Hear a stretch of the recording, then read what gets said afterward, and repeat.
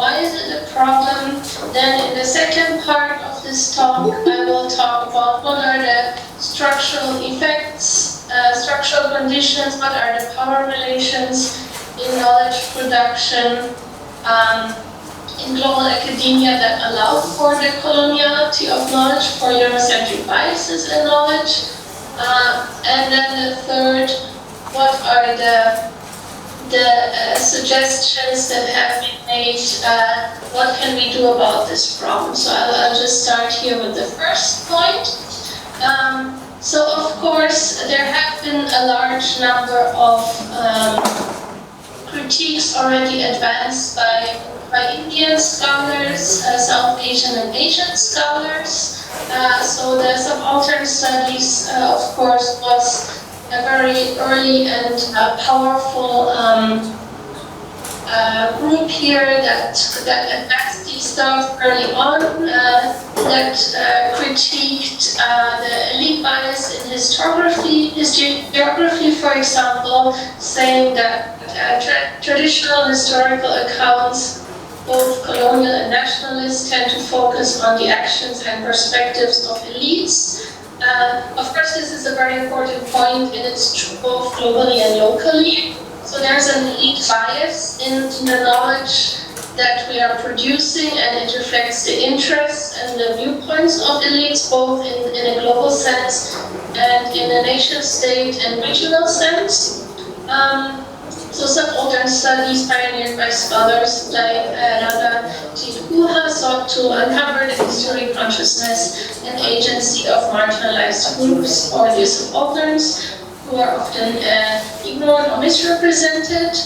Then, of course, there's the critique of secular modernity, or the assumption that the Western model of secular modernity is the only or best path for all societies, questioning whether it's neutral or stating that it's not neutral and not universal, and pointing to its entanglement with the global power relations that are itself also related to colonialism, or that are created by colonialism and are reinvented and used in the modern day.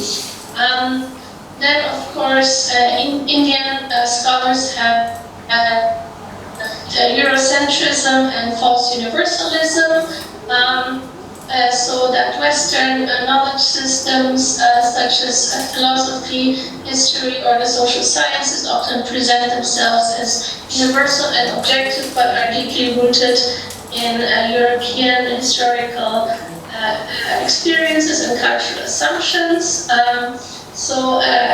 For example, of course, Chakraborty has written the important book Provincializing Europe, where he argues that European thought needs to be seen as originating from a specific place rather than being the default framework for understanding the entire world. Of course, Spivak's work also deeply resonates with this.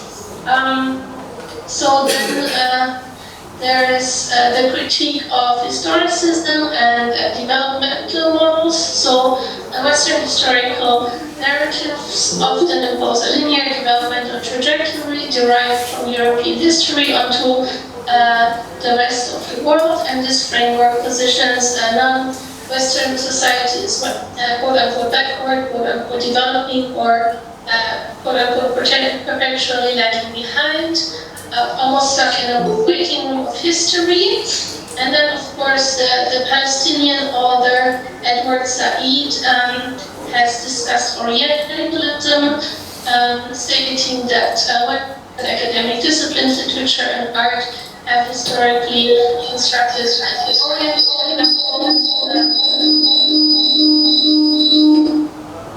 as a static, exotic, irrational, and inferior other, in contrast to the rational, dynamic West. So portraying themselves as good and projecting their own fantasies, negative thoughts onto the other in almost a form of narcissistic projection, which of course has served to justify colonial domination and continues to influence perceptions, which is very evident in the war on Gaza and the war on Palestine in the present day, of course.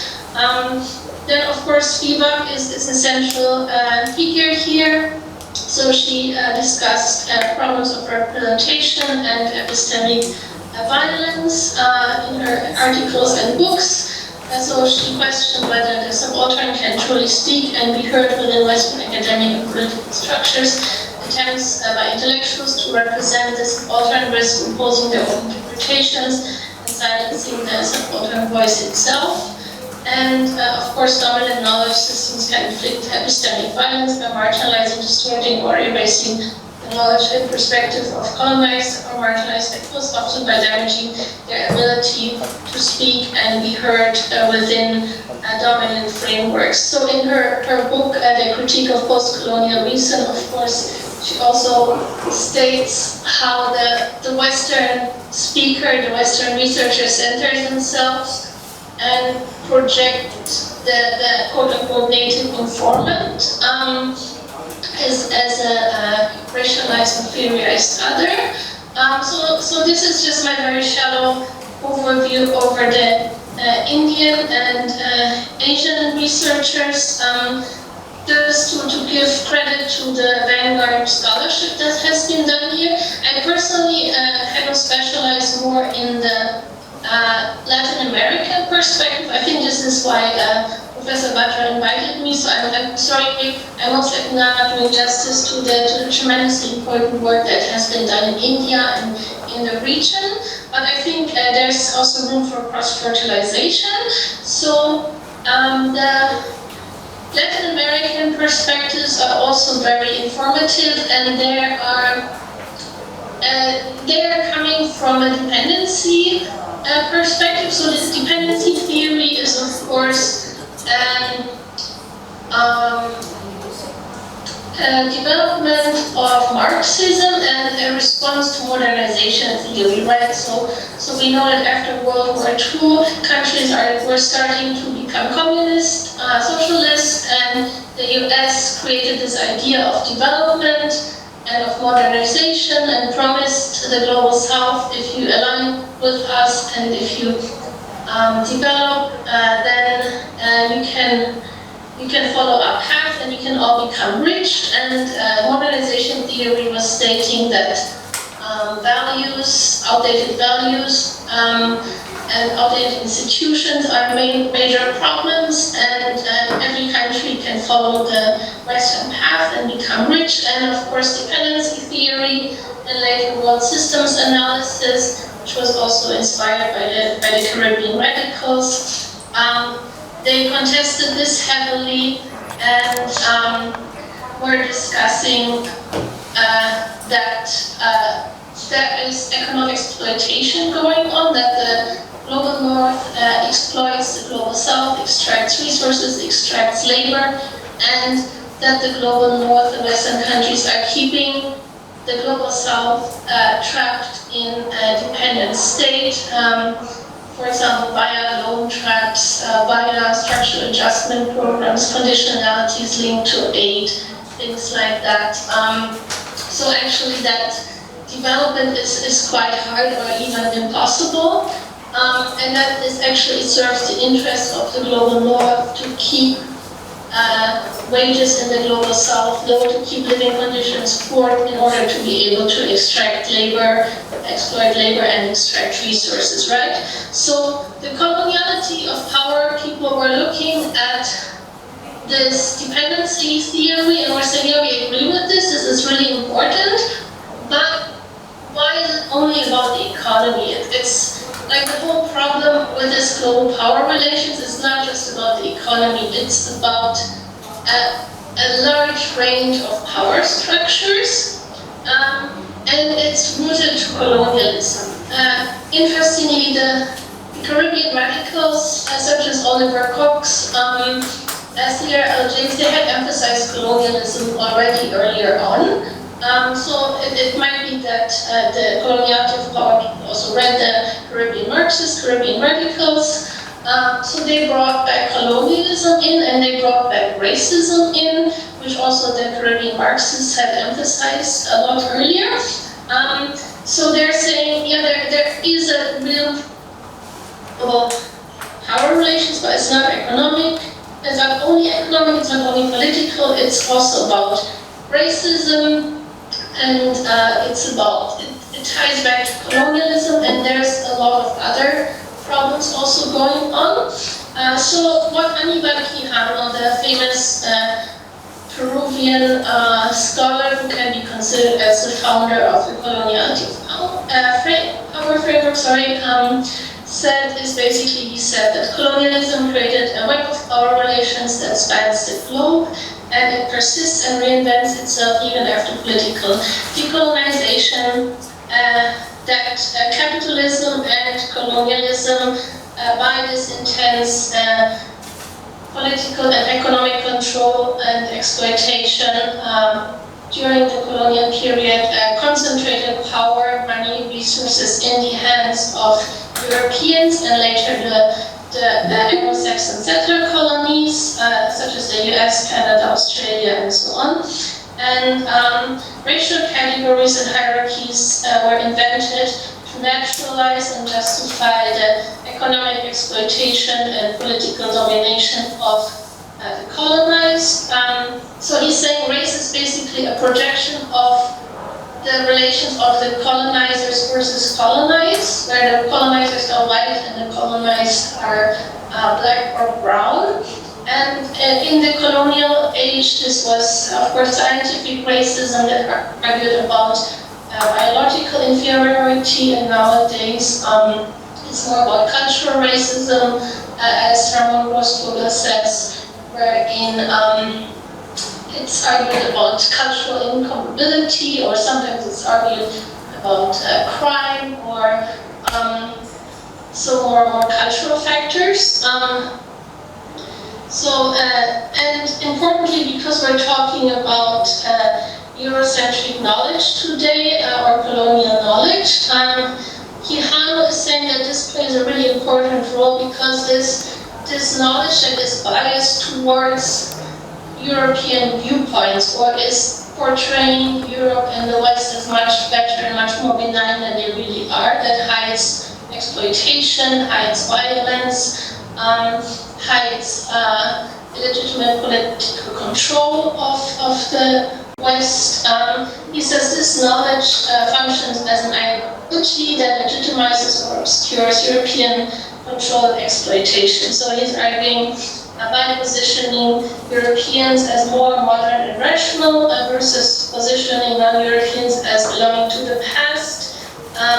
This enables legitimizing colonialism with the civilizing mission, or today it legitimizes like these conditionalities that the World Bank or IMF are imposing as the West and knowing better how to develop, quote unquote, the global South, even though the policies actually they're not helping at all, that they're harming the global South and benefiting the global North. So Grossvogel has extended Quijano's framework. Quijano is mainly talking about capitalism, colonialism, race, and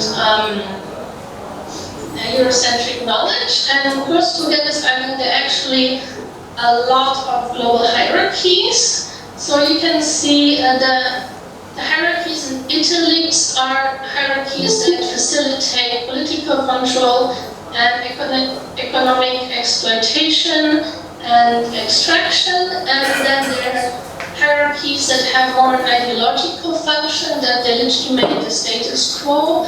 So the hierarchies or power relations that facilitate political control and economic exploitation would be racial hierarchies, the global capitalism that extracts labor resources from the global South, the global political system where the global North has a lot more political influence and uses political pressure to help facilitate capitalist exploitation.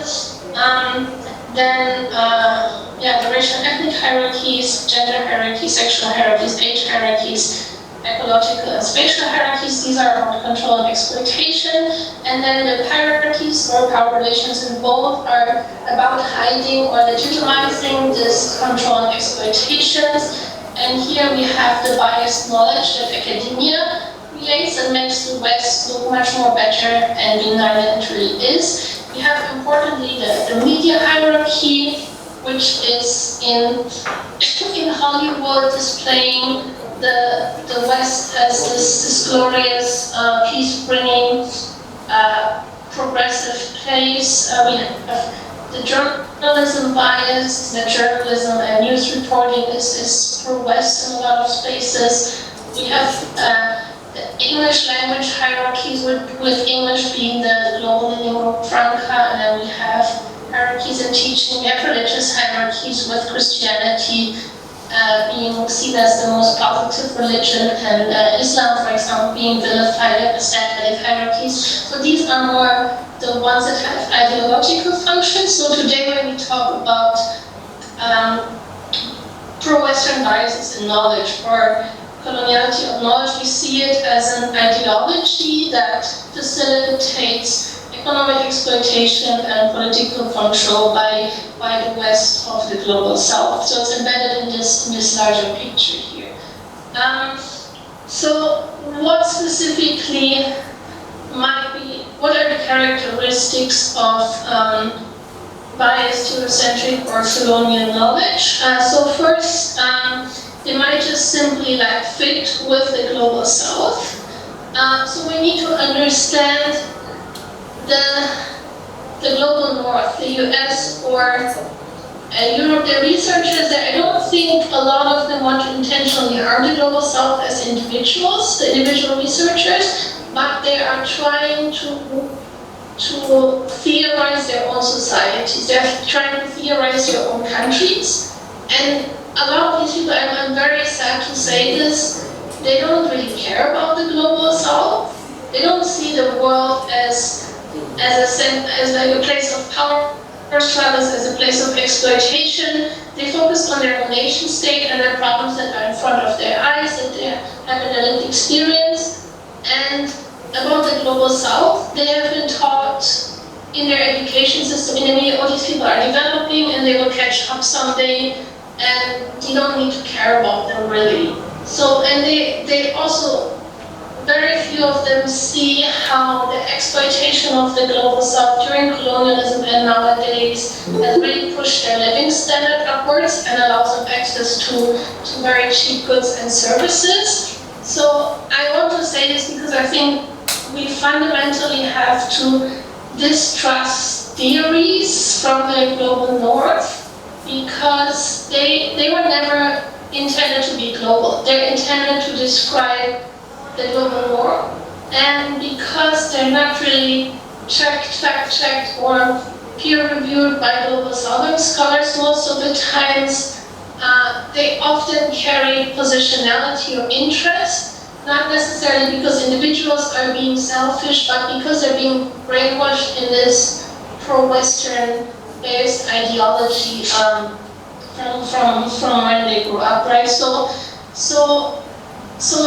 the theories, the theoretical toolkit we get from the global North is, we should see it as a set of theories that most of them try to describe the global elites, so the high-income people, the industrialized states, the states that have very high economic bargaining power, economic influence, and they have very high political influence. They can shelter them from wars of aggression, for example.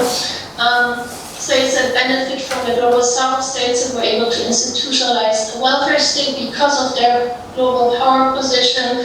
So these are not societies that are representative for the global, and they are not subjected to these very nefarious influences that countries in the global South are experiencing that come from the global North. And they don't have the best interests of the global South at heart. So for all the theories that are coming from the global North, I think that really needs to be kept in mind.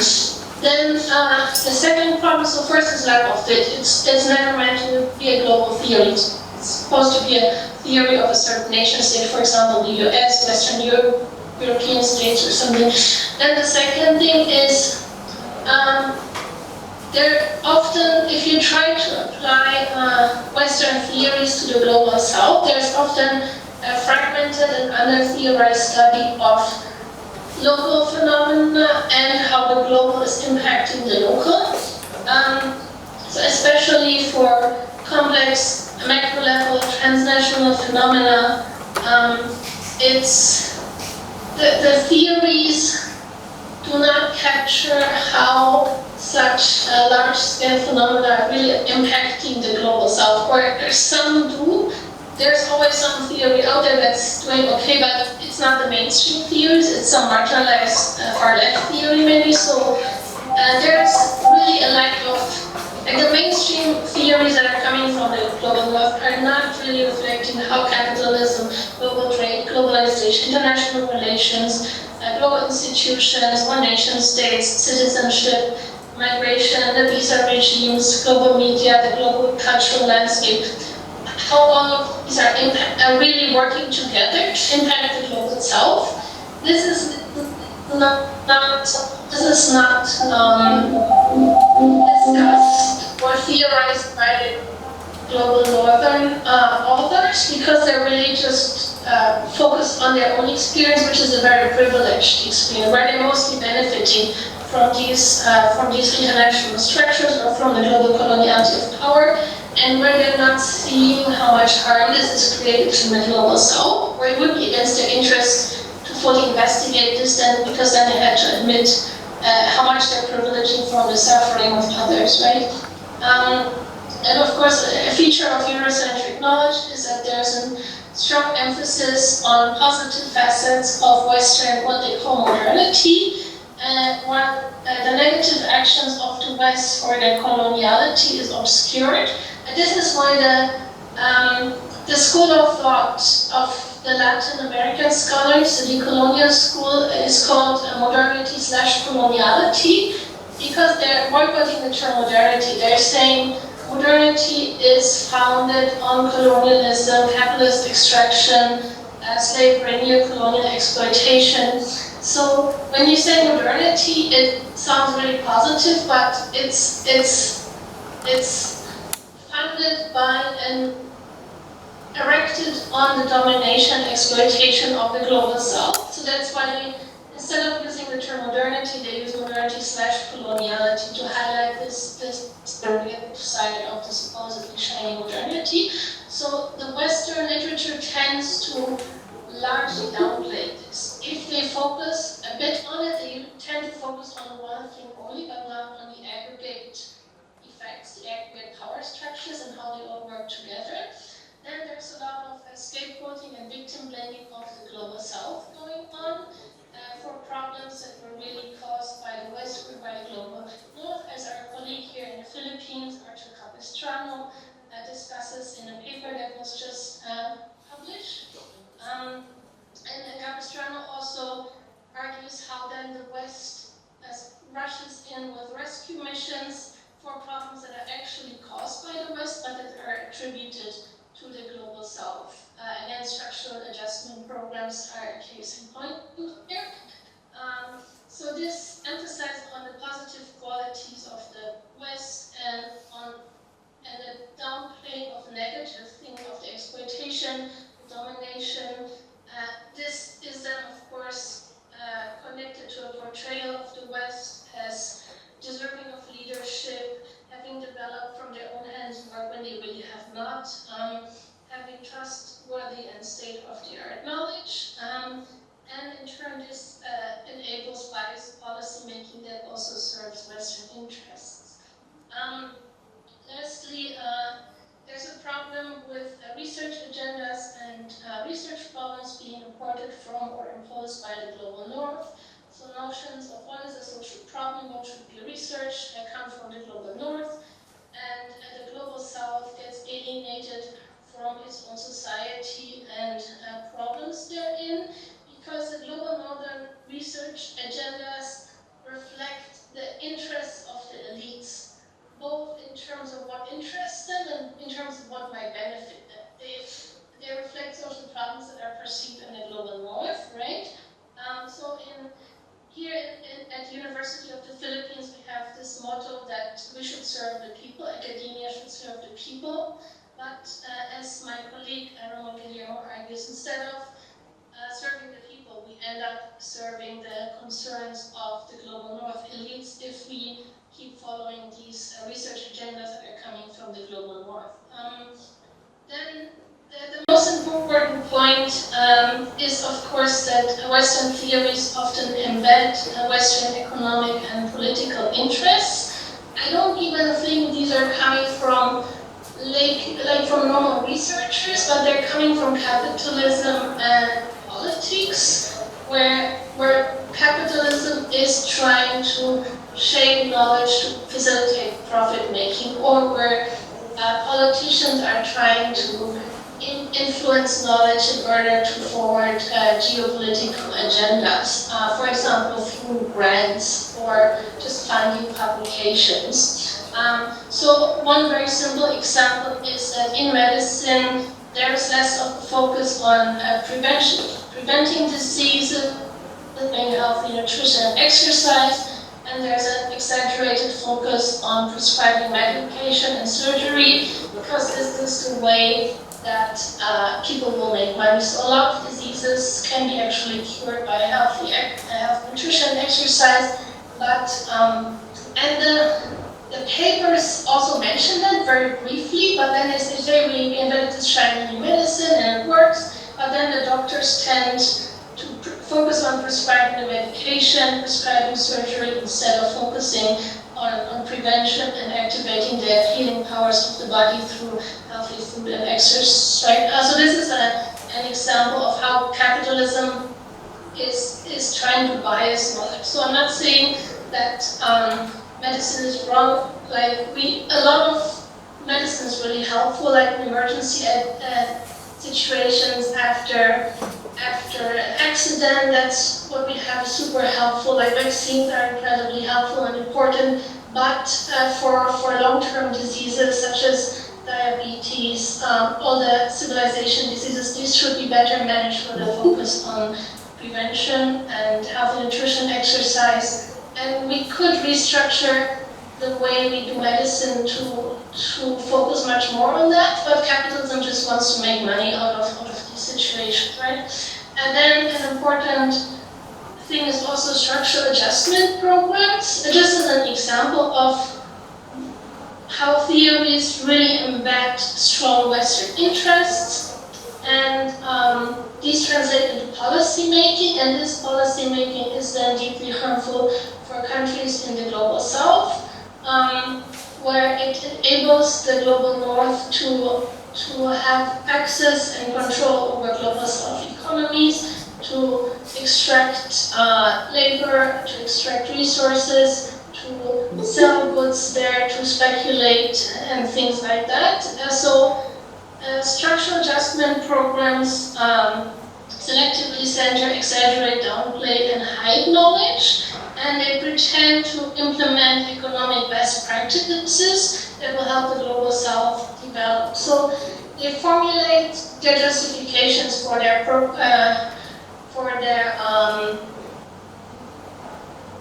recommendations as universal knowledge that will help, that will always be beneficial. But if you look at it closely, it's beneficial for people who are holding this strong economic power. It helps people maximize earnings. It helps maybe consumers to a certain extent. But if you look globally, the earnings will be concentrated in the hands of a few elites, and more often than not, they are based in the global north. And some consumers might benefit, but overall, it's mostly the global north consumers that might benefit. So if you look into what are the real goals for austerity, austerity cripples the economy. So it's portrayed as positive and good housekeeping, but the real goal is not to jumpstart the economy. The real goal is debt servicing, or making sure the country pays back the interest of the debt they took out from the global north, right? Which is also why most Western countries do not resort to austerity. Then deregulation and privatization can be seen as trying to dismantle or attack the sovereignty of global south states in order to facilitate extracting resources and labor. And free trade can be seen as trying to open global south markets for sales and financial speculation. So you can see that if some countries really have superior products at cheaper prices, the global north is quick to say goodbye to their ideals of free trade, actually to start to implement subsidies such as the agrarian subsidies in Europe, or tariffs even, such as the tariffs against Chinese solar panels and other trade war. I mean, Trump is insane, but even before that, you could see that there was a reaction against Chinese superior batteries, solar panels, and that the US was trying to protect its market. So this is just really example how Western theories can really embed political and economic interests, and unfortunately, the junior people who are teaching or writing or following these theories in the global north sometimes might not even understand how strongly they're infiltrated by special interests, and you might only realize that after having observed it over several decades, because it's just portrayed as a standard of the field or good knowledge, right? And then there's an issue with the global south sometimes being used to research things that don't benefit it. For example, advanced cancer medicine that is not available because it's too expensive for people in their respective countries. And there's an issue that a substantial amount of brain power of global south scholars is used up by the global north. Then the Kenyan researcher Mugiwa Thiongo has also argued about the psychological problems of educating people centering a foreign knowledge, centering a foreign curricula, which often is together with a foreign language. So he talks about it being a cultural bomb, and actually this colonial pro-Western knowledge being the biggest weapon of imperialism against the defiance of the oppressed and exploited. So he's saying, especially if you already start teaching in primary school and secondary school, if you teach this English curriculum, if you teach the English children's books, the English novels, if you teach English history, English music, English everything, right? You create these cultural and linguistic hierarchies where you make people feel inferior and annihilate people's beliefs in their names, languages, environment, history of struggle, unity, capacities, and in themselves. So you make them see themselves through the eyes of the colonizer, which is of course not a benevolent gaze, and they're almost standing outside of themselves, looking in at themselves, and they see the global north, Great Britain, the US as the real country or as the modern or advanced country. So he's saying it's actually really toxic and psychologically problematic. It makes the colonized perceive their past as a wasteland of non-achievement. It pushes the colonized to distance themselves from their wasteland and wanting to identify with the colonizer, with imperial power, or today with the global north. And he says it's actually a pro-imperialist logic, which then makes people agents of neoliberalism and imperialism, because they see this Western neoliberal agenda again as a cure of this kind of superiority that the gaze of the colonizer embedded in this education has taught them. So Syed Hussein Alatas also discusses this with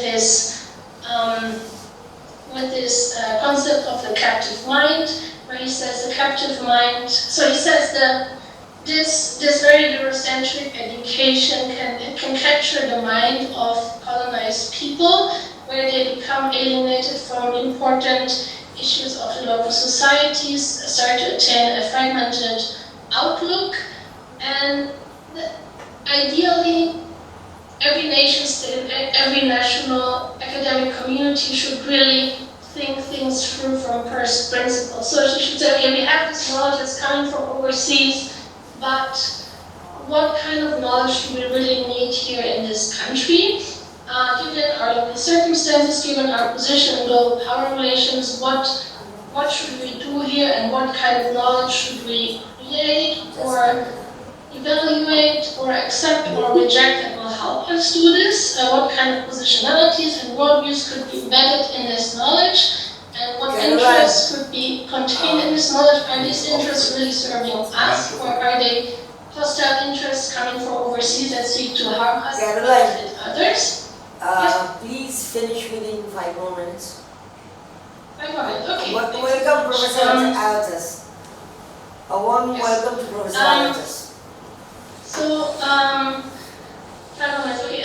Just very quickly, so what are the structural factors that sustain the coloniality of knowledge? So of course these are the massive power relations in global academia.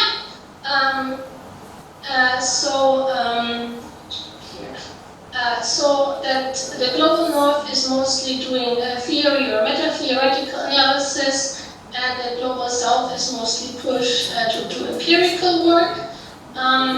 This is of course because there's an overlap between the highly ranked journals globally and the global northern journals, which means that the global northern journals, publishing houses, conferences are being run by Westerners, by whites, or by people who are trained very closely in the Western canon, and that they tend to review knowledge based on this training, based on this outlook. So knowledge that corresponds to the perspective of Western frameworks, or that is sympathetic to the interests of these Western elites, tends to have a much easier time to get published, versus knowledge that is critiquing this might not get published in the highly ranked journals and might get published in spaces where Westerners actually don't read it. Then we have the problem that a lot of the leading scholars, even in the global south,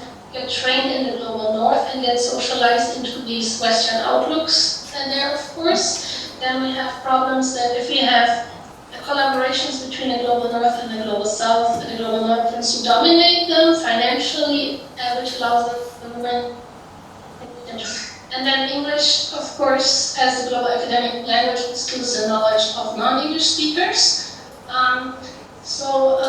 Which allows for scholars in the global north to exert intellectual imperialism, which is related to exploitation, tutelage, conformity, and academic civilizing mission, and see southern scholars only suitable for secondary roles versus elevating inferior global north scholars. And of course, the neoliberalization and metrification of higher education, especially the university rankings, exacerbate these problems by pushing academics in the global south to publish in the global north, and of course make them conform to these Western standards, right? So what kind of countermeasures have been proposed?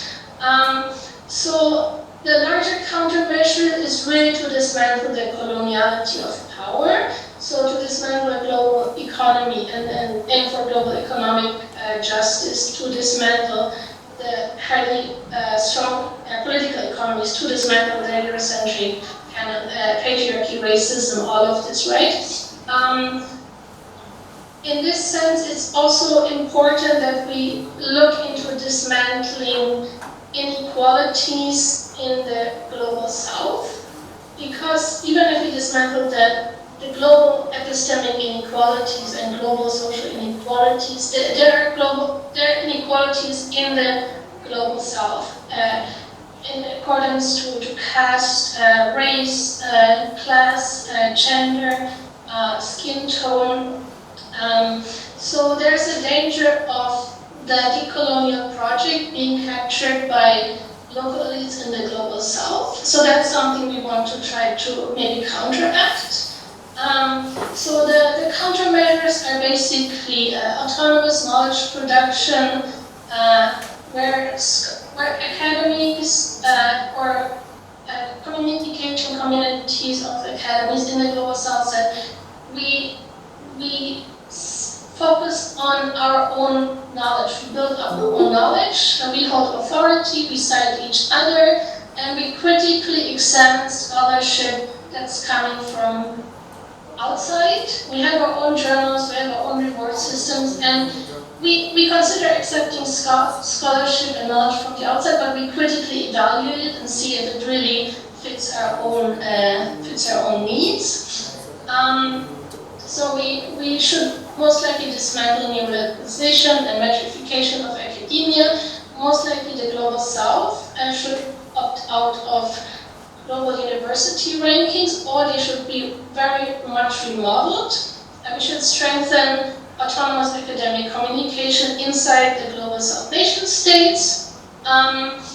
So we should rethink concepts and theories to fit local societies, eliminate Western interest, pro-capitalist, pro-power, pro-elite interest in theory, rethink research agendas, rethink academic justice in a local context, and rethink what it means to produce knowledge that actually serves our citizens, and especially the most marginalized citizens.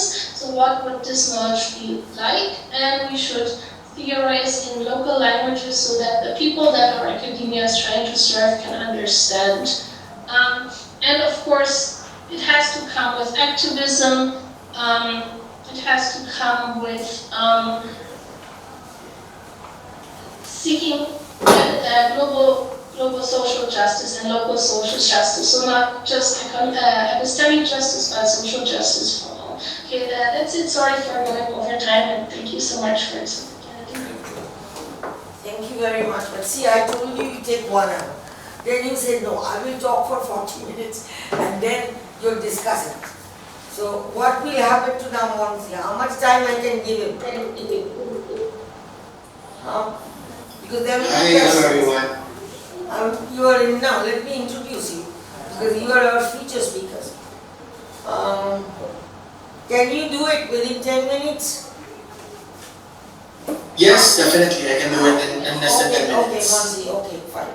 Just give me, I will give just, he's an assistant professor in the same university. He will be speaking to us later in a longer one. So, at the moment, he's just discussing whatever he actually thinks about Caroline. But Caroline, I have lots of questions. Okay, thank you. Go ahead. Did I start? Yes, okay. Thank you. Thank you so much, Professor Bula, for introducing me. Good afternoon, everyone.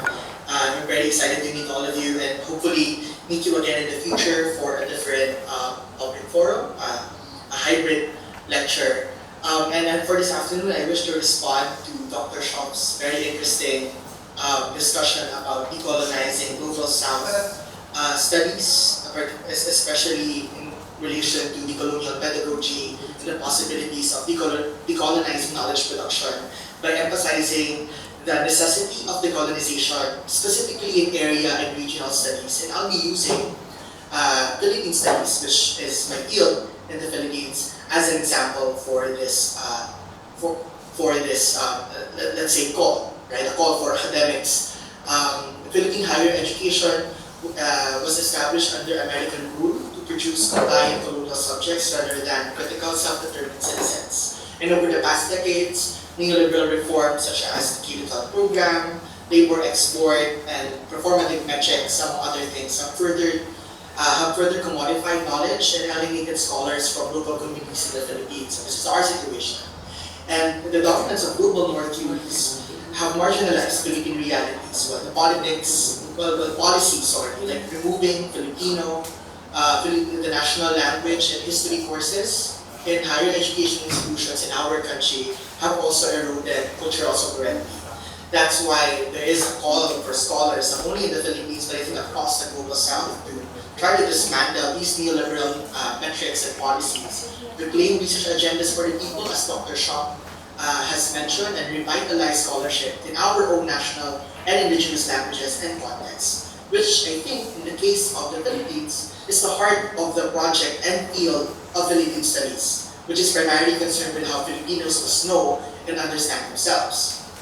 Let me just lay a very short context of the colonial legacies and foundations in the Philippines. American colonizers explicitly designed the Philippine education system to create good colonials. And as they have said in their pronouncements, Filipino minds were shaped to internalize US values and to dilute indigenous resistance. In this very seminal essay, The Miseducation of the Filipino, by historian Renato Constantino, there he shows how this leaving our nation oblivious to our collective welfare. And from this standpoint, universities remain haunted by a foundational mission to serve foreign interests, even at present,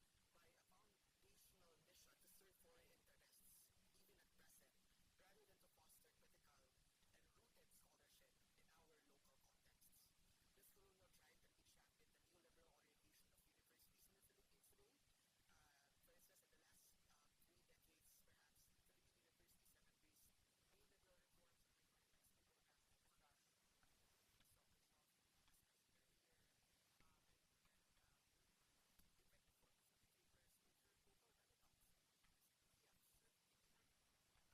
universities have embraced neoliberal reforms and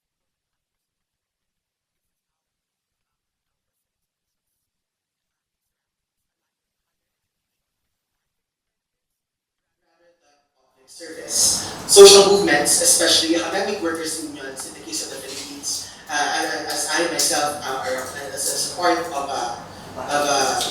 an academic union in the country, we have initiated inquiries into why universities like the University of the Philippines have slid into international league tables, reflecting this anxiety over external validation from erstwhile colonial and current imperialist nations. Critics argue that these rankings rely on Western-centric criteria, of course, undermining the mission of serving one's people and serving one's country. One of the examples that I can think of in the Philippines is the K-12 program, which adds 2 more years to basic education for all students before you go to college. I think this exemplifies neoliberalization in the Philippines because it recasts basic education as labor export. It's kind of a labor export pipeline to sustain remittance-driven growth rather than cultivate critical minds for national development. Many of our students, even though they finish high school, they don't go to colleges, and instead they go abroad to already produce profit, and which will be returned to the Philippines, specifically serving countries like the United States and other G7 countries. Structural adjustment legacies likewise linger. Like early IMF or International Monetary Fund backed programs imposed debt servicing and privatization, catalyzing crisis masked as purely economic goals. Recent memoranda from the Commission on Higher Education in the Philippines have removed different subjects like Filipino, the national language, Philippine history from college curricula, prompting warnings of cultural genocide, right? As said by many different social movements in the Philippines. Even elite institutions have reduced national language core requirements in compliance with this memoranda, signaling an erosion of linguistic and historical consciousness within the academy.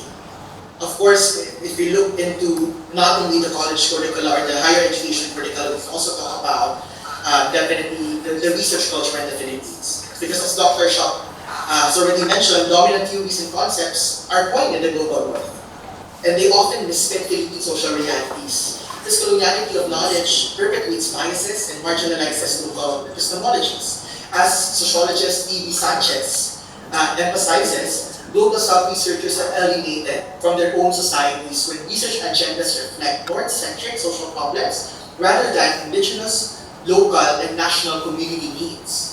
Philippine poet and revolutionary Jose Maria Sison critiques this imperialist framework, right?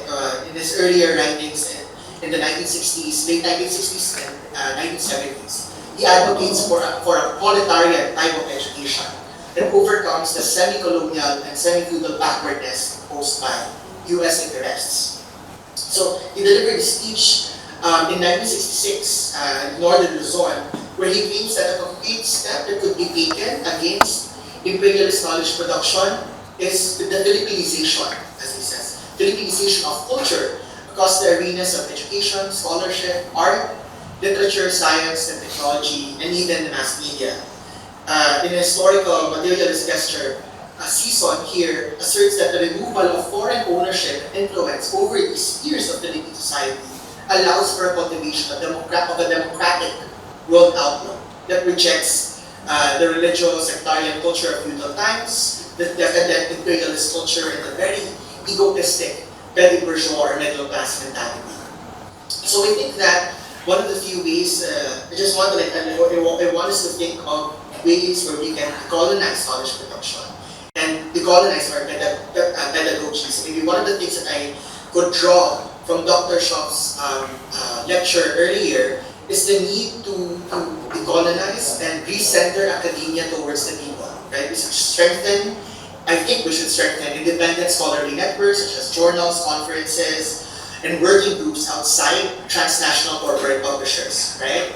So that we can foster epistemic justice. In relation to bolstering the autonomy of our academic communities in the global south, we must also dismantle the hegemony of global rankings by either opting out entirely, if possible, but of course this is a hard mountain to climb, or at least overhauling criteria to center in our academic programs public service, social justice, and epistemic autonomy. I think that excellence should be measured by an institution's ability to empower marginalized communities, not just by citation counts or endowment sizes, different age indices and other indices being developed. And I think that Philippine universities really need to rethink research questions from the ground up. And I think this project involves detecting and purging of Western-aligned pro-elite interests embedded in our theoretical frameworks. Now, just to connect this with the idea of different area studies, right? This project of looking within is best encapsulated by the term indigenization, which as sociologist Siegfried Alatas, Dr. Schoepf also cites, requires the turn to indigenous philosophies, epistemologies, histories, art, and other forms and modes of knowledge marginalized by long histories of colonialism. And the field of Philippine studies, in our case, seated somewhat uncomfortably among the many area and regional studies, takes this project as its primary occupation. And I just use the adjective uncomfortably, or the adverb uncomfortably, because its programmatic articulation in universities ties with enduring imperial interest in the Philippines during the 1900s, right? The Second World War and U.S. political-military interests and pursuits during the Cold War reinvigorated the knowledge production about the Pacific and countries in the global south and the Philippines in the fashion of area studies. So we became laboratories for American universities, for example, the University of Chicago. And then they use the Philippines as a source of data for their own knowledge production. That is why during the long 1960s, right, Philippine studies as an area studies had been criticized as a Cold War area studies, wherein the Philippines became a subject of imperialistic and universal matters instead of local indigenous matters and interests. And that's why, concurrent with developments and liberation movements across the world, and the rise of a Philippine revolutionary movement and academic ethno-nationalism, there is a rekindled interest in talking about national sovereignty, indigeneity, vernacularity, and the ancient nationality of Filipinos in Philippine studies. Some kind of a decolonial looking within. And so this project currently now encourages figurization in Filipino, Cebuano, Ilocano, and other Philippine indigenous languages, which is essential for meaningful dialogue within the people that the research we produce in the Philippines is meant to serve. And as Constantino argued, overcoming this miseducation of colonial schooling demands that we reclaim our own tongues and concepts as tools for decolonial transformation. The question here is how do we understand each other? How do we build inter-country, inter-people solidarities if we mobilize primarily our national languages? I think that translation among languages, especially in the global south, could be a decolonial and even anti-colonial gesture in this regard. And finally, as a final point, I think that this orientation resonates with other area studies across the global south. Should it be global south studies itself, or Asian studies more broadly, South Asian studies, or even India studies? And I think only then the universities fulfill their true vocation as engines of collective liberation and social justice. Yeah, so I think that I'll end there so that we have time for other discussion points. Thank you very much for listening, and congratulations to the shop. Professor Mansai, everybody appreciated your very short, everybody appreciated your very short but very eloquent presentation. In fact, our Vice Chancellor said that he is talking absolutely superbly, and in fact, I guess Caroline introduced you as your as her discussant. Caroline, this was a bad move. No, we all appreciated Caroline, there is no doubt. But also Monsai, and you can see what is to come, because this is what a test of what a decolonial scholar can do. Is actually the Vice Chancellor from Nanotechnology and Chemistry Biochemistry was very interested to get more lectures on that. So thank you very much for making my position strong, that I am on the right track. And now I will introduce our indigenous Bengali person, who is also a professor in Gour College, north of Bengal, and a very hard-working person who actually works a lot, because he is not in social sciences, and he is in translation studies and IQAC coordinator in our college, which take care of everything.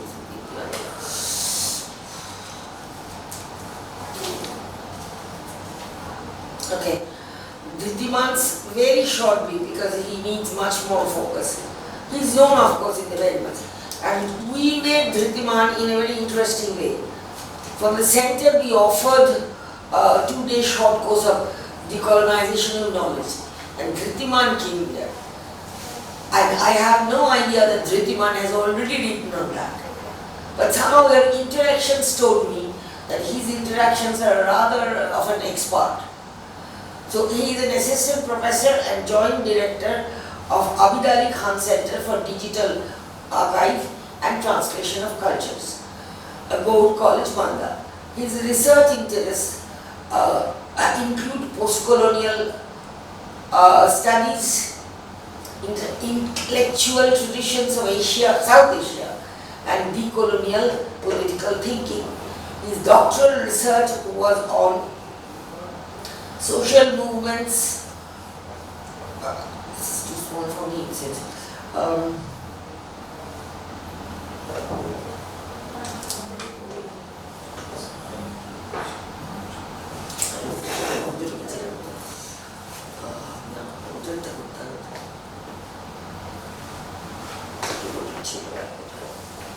Sorry, Dhritiman, just give me a minute.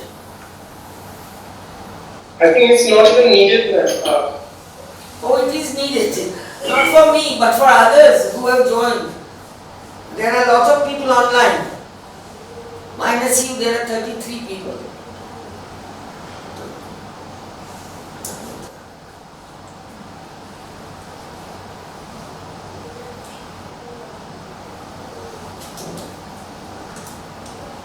His doctoral research was on social movements in contemporary India from the Center for Studies in Social Sciences, Calcutta University, Calcutta in 2020. His relevant research activities in the field of decolonial studies include his review article titled Decolonial Saboteur. It's a very good one, published as a part of an invited international panel on Aditya Nigam's book Decolonizing Theory in journal Kairos, a journal of critical symposium in 2022.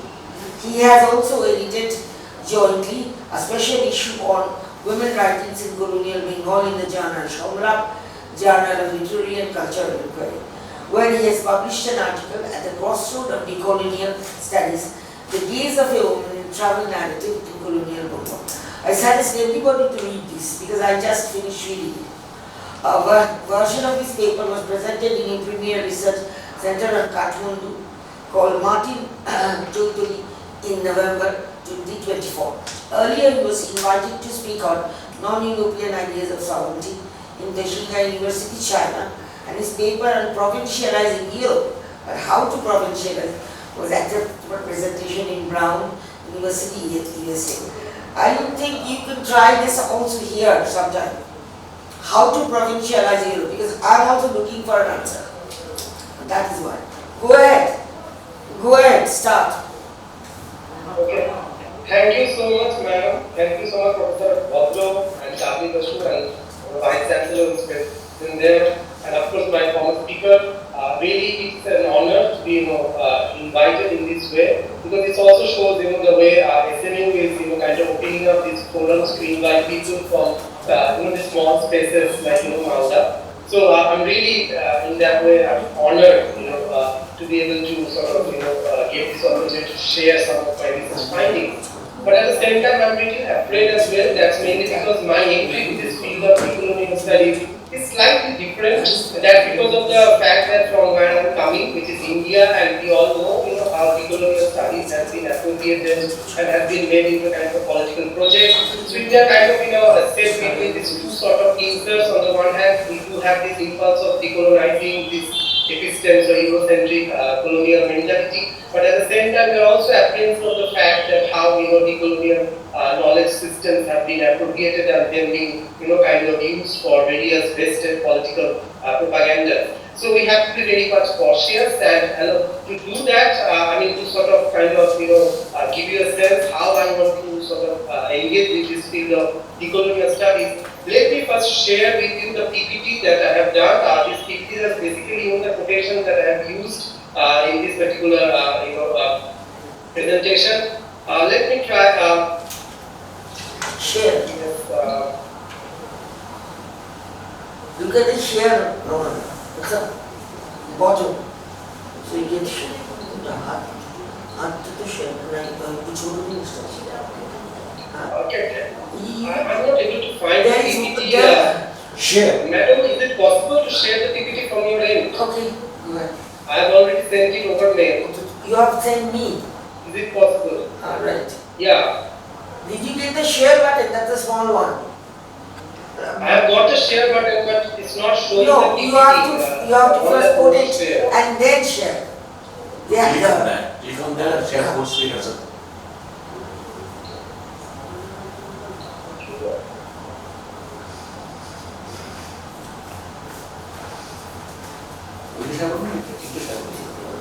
I think now I am able to share. Can you see the PPT? Yeah. Is it visible now? It is. It is. Screen share. So let me start. The title, as you can see, is Decolonizing the Environmental Just Resources. one thing, Dr. Chakraborty, can you please make it full screen? Dr.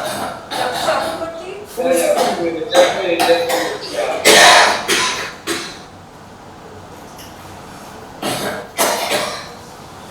No, it's not. Yeah. Yes. Is it now okay? Yeah. No. Yes, it was okay. Anyway, yeah. So these are basically the quotations that I have used. Not that I have, put all the major points there. So let's just start. My paper's title is Decolonizing the Environmental Discourses and Engagement with Rabindranath Tagore. Yes, I have used Rabindranath Tagore, but one of the problem is the kind of secondary literatures that I am using, where I have to use the word Tagore instead of Tagore, and also the translations works which are available, they also kept the word Tagore instead of the Tagore. So often I will have to kind of shift from Tagore to Tagore and then back from Tagore to Tagore in this particular paper. So this presentation is on Rabindranath Tagore and on decolonial studies. If the mention of Rabindranath Tagore in an academic space in Bengal mounts an enormous responsibility, the second focus of this presentation on decolonization intensifies that sense of responsibility. How does one put a profound thinker like Rabindranath within this complicated and fluid verse of decolonial studies? It needs to be underlined that Rabindranath not just had a long, creative and productive life, he kept on elaborating and revisiting his ideas like any great thinkers do till the very end of his life. Moreover, just as we all know, and here by we, I mean the Bengalis who are somewhat familiar with Rabindranath's work by the virtue of being born in the same linguistic community, he left behind an extraordinary repertoire of writing spanned across diverse literary forms that include a whole bunch of letters, which is the main focus of this presentation, as textual reference. But the point is, these letters are still in the process of being discovered in intervals and succession. Who has not come across such letters in numerous little magazines quite ritualistically published every year during the Kolkata International Book Fair? Therefore, any intervention in Rabindranath's epistolary work would be scary and at times, and that's what I apprehend, slippery. Keeping those factors in mind, let me introduce some of the arguments and contentions that animate this particular discussion today. Even if we keep aside the question of where and how to think of Rabindranath as a decolonial thinker, the other major plank of this presentation is decolonizing the environmental discourse, which poses some equally challenging questions. How, why, and where does the environmental discourse figure in this paper? Where do these three major nodes, Rabindranath, environmental discourse, and decolonial thinking, crisscross? What does such crisscrossing possibly hold to the more pressing concern of decoloniality? Here I am deliberately using the book title of within quotation on decoloniality, published in 2018 from the University Press by Walter Minglu and Catherine E. Walsh. They incisively posed this question in the book, Decoloniality is how, what, why, with whom, and what for, unquote. Let me quote this line from a particular chapter of this book. The chapter title is also very interesting. The chapter title is What Does It Mean to Decolonize and Mean to Rise? Yes, so I'm going to the second quotation. This is what mean to rise. We, and by we I mean here the human species, are all today in the colonial matrix of power. There is no outside of it, and there is no privileged location from which to confront coloniality. For this reason, border dwelling, mark these two words, border dwelling, thinking, doing is the decolonial direction. So let's see how Gour actually follows these three very important significant words, border dwelling, thinking, and doing. Are some of the directions that this presentation will try to follow by drawing upon selected communications and essays by Rabindranath Tagore between 1890 to 1927. Given the kind of researches that have been done in the field of environmental studies from a Tagorean perspective, and I have to use Tagorean because I don't know how does the word Thakurean might sound, so that's why I am relatively taking refuge to this word. Tagorean perspective, one can even wonder if anything is left out to explicate and ponder. Dhritiman, please for a moment. I mean, this particular thinking that Tagorean will good work and Thakurean is not, is very much colonizing the whole thing. That means you are in this still coloniality mode of wizard. So why not? Kinds of researches, So this question therefore posed. So what? I mean, this question comes up. They don't have hegemony on the languages. They don't have the hegemony on the languages. Yes, absolutely. Or the grammar, by the way. Be brave. It is time to be brave. Okay, go ahead, Diliman. Sorry.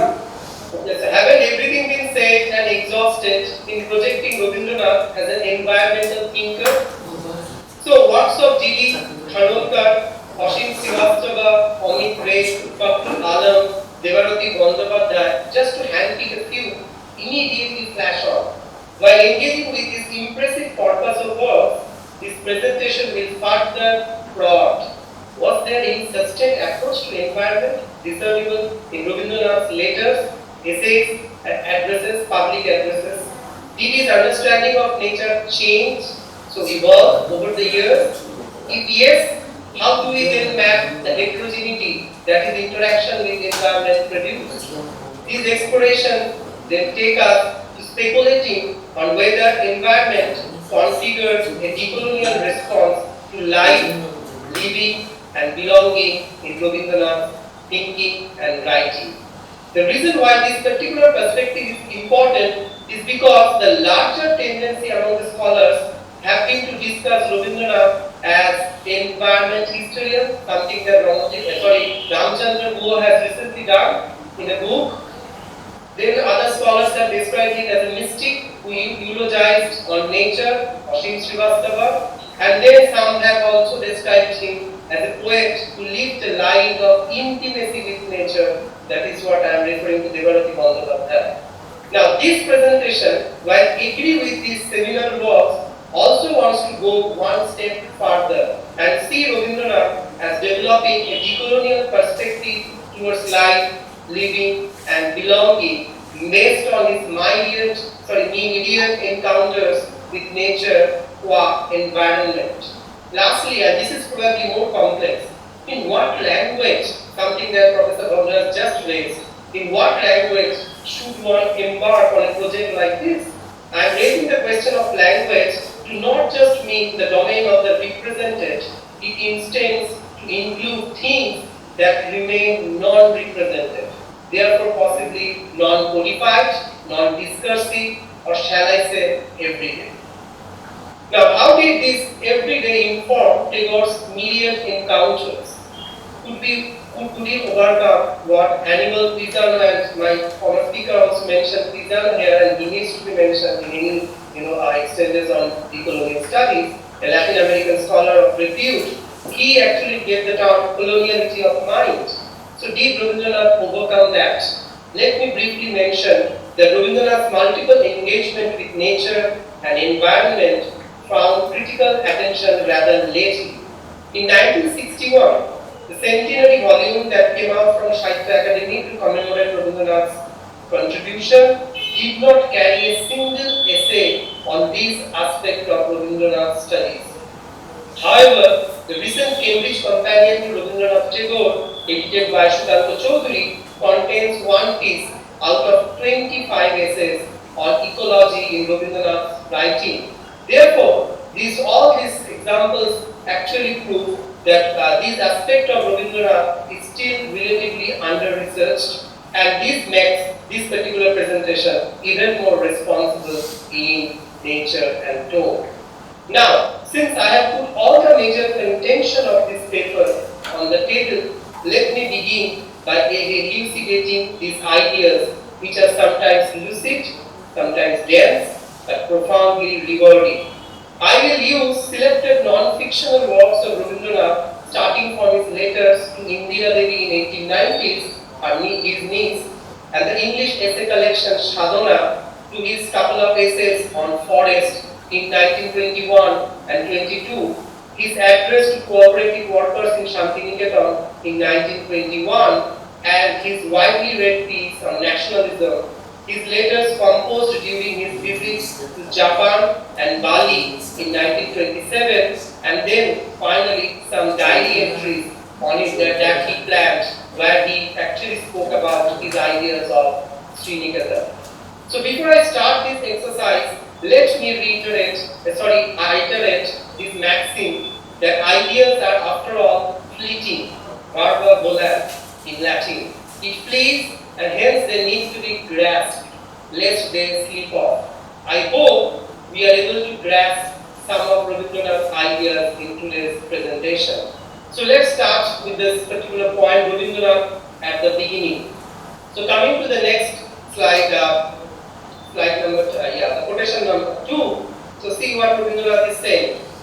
This is a letter that Rabindranath composed. Pay attention to the garden. I love all trees, but they should not be very close to the house. Keep in mind that drumstick trees eat flowers in winter, but is quick to grow easily. The fragrance of lemon flower is favorite. Keep some provision for that. The flowers of the chalta trees have great flamboyance. Shirish, jambul, roses I like for their flowers. The garden will need watering all through the month of Jyeshta. A line might be cut to incorporate Uchi Kanchan trees later. A few Bandharats would not be bad either. The trees that I don't like are the Chhatin and Pradom. Find out why Shirish trees do not grow sturdy in my land. I'm afraid some of my friends from Philippines may not understand or identify all the trees or flowers that are mentioned here. But this is Tagore, who wrote this letter to one of his acquaintances in Shantiniketan from his residence in Darjeeling. Now it was composed in 1940, only a year before he died, and he was eager to visit Shantiniketan anytime soon. Shumana Roy, a very important a critic of environmentalism in India, she has translated this letter and made the following observation in her collection of poetry, How I Became a Tree. This is what Shumana has written. The letter was written in April, almost exactly a year before his death. It is an extraordinary letter for two reasons. The poet's overwhelming concern for the trees of Shantiniketan and his greed for more of the same. And I am emphasizing on the word greed. What further strikes about this particular letter is, of course, Rabindranath's familiarity with each of these trees. Roy is right in highlighting his greed for more. But how could Rabindranath sustain this greed, as Roy put it, in all these years? In fact, as this presentation will try to show, this greed was not limited to having more trees only. It was also to clutch on to the community life that Shantiniketan nurtured. Shantiniketan, as evinces from the seminal work by Umadas Gupta, was largely barren around the time the Brahmo Vidyalaya was in operation in the early decade of the 20th century. It was Rabindranath who instituted a whole Vrikharopon Utsav, the tree planting festival, to turn the land green. The words of Dasgupta sounds enticing. She avers, the overall aim was to replenish and restore the environment, and that was especially true of the idea of Vrikharopon, the tree plantation festival, unquote. So Rabindranath undertook other plantation programs round the year, and these trees have now grown to make Shantiniketan what it is till today. To probably trace the origin of this untiring attachment to nature, we have to get back to the last decade of the 19th century, when on a special assignment to his ancestral estate in East Bengal, Tagore went to Chilaigaon and sent some of the most intriguing letters to his niece Indira Devi in 1890s. Let me quote from one of these letters and proceed to the larger point that I want to make. Yes, so this is the letter. Our boat is moved off a lonely grass-covered island in the river. The world is rest. What a glorious day it is today. Such loveliness all around. After many days, I am really meeting Bhadra again, and it is as if she says, here he is. And I reply, here is she. We sit side by side without stir or speech. And in another letter to Indira Devi again, this is what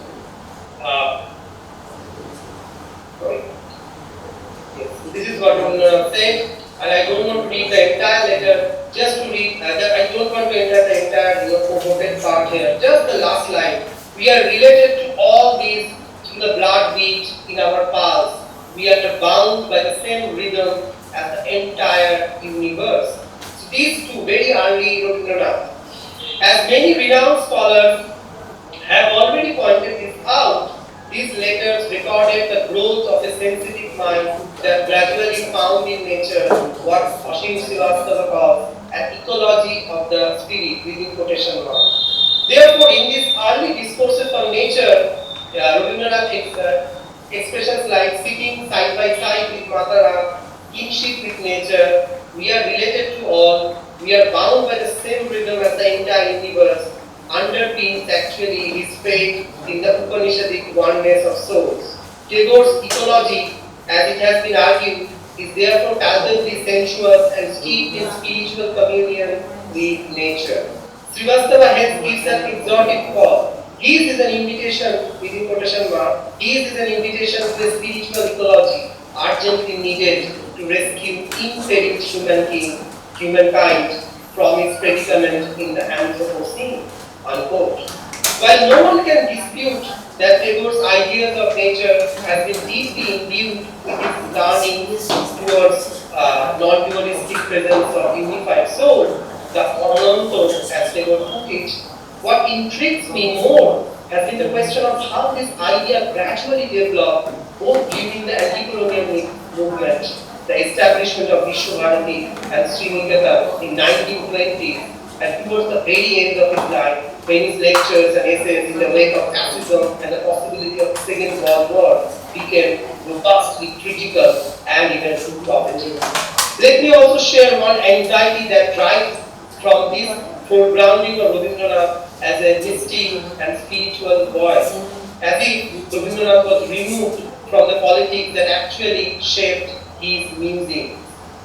Thus, in presenting an ecology of spirit, and this is my apprehension once again, we probably end up emphasizing one frame of Rabindranath as one who actually was in search of some kind of mysticism, and therefore this appraisal actually reeks of a certain kind of Orientalism.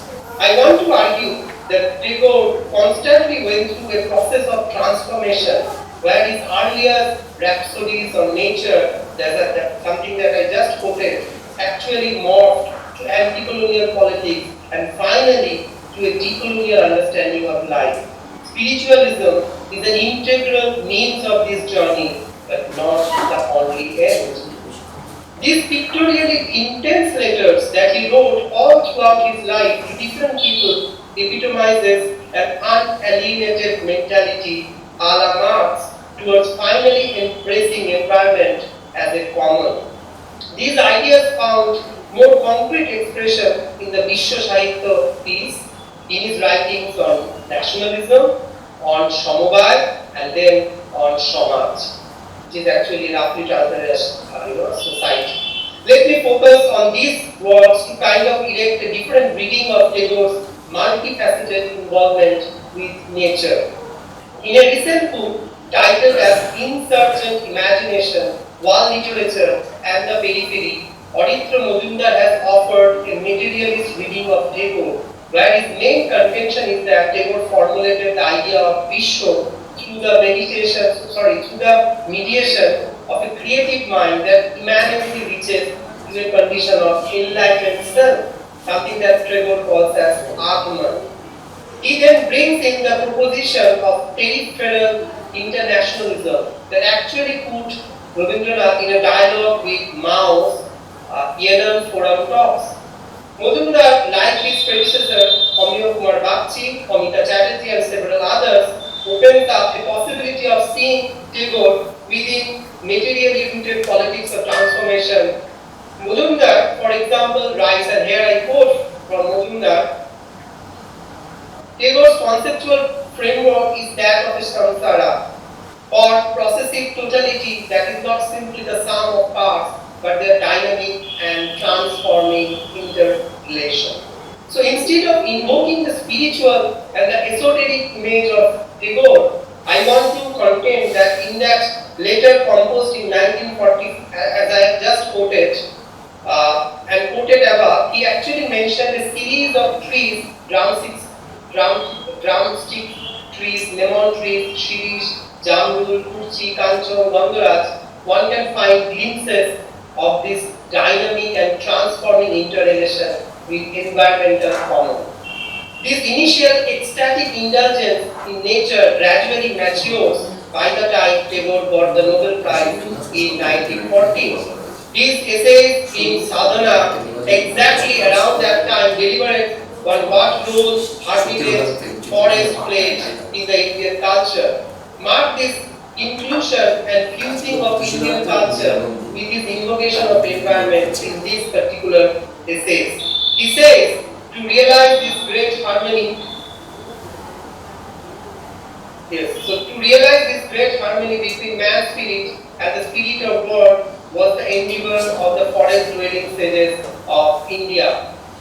He then contrasted this associated life with nature in Indian culture with the West.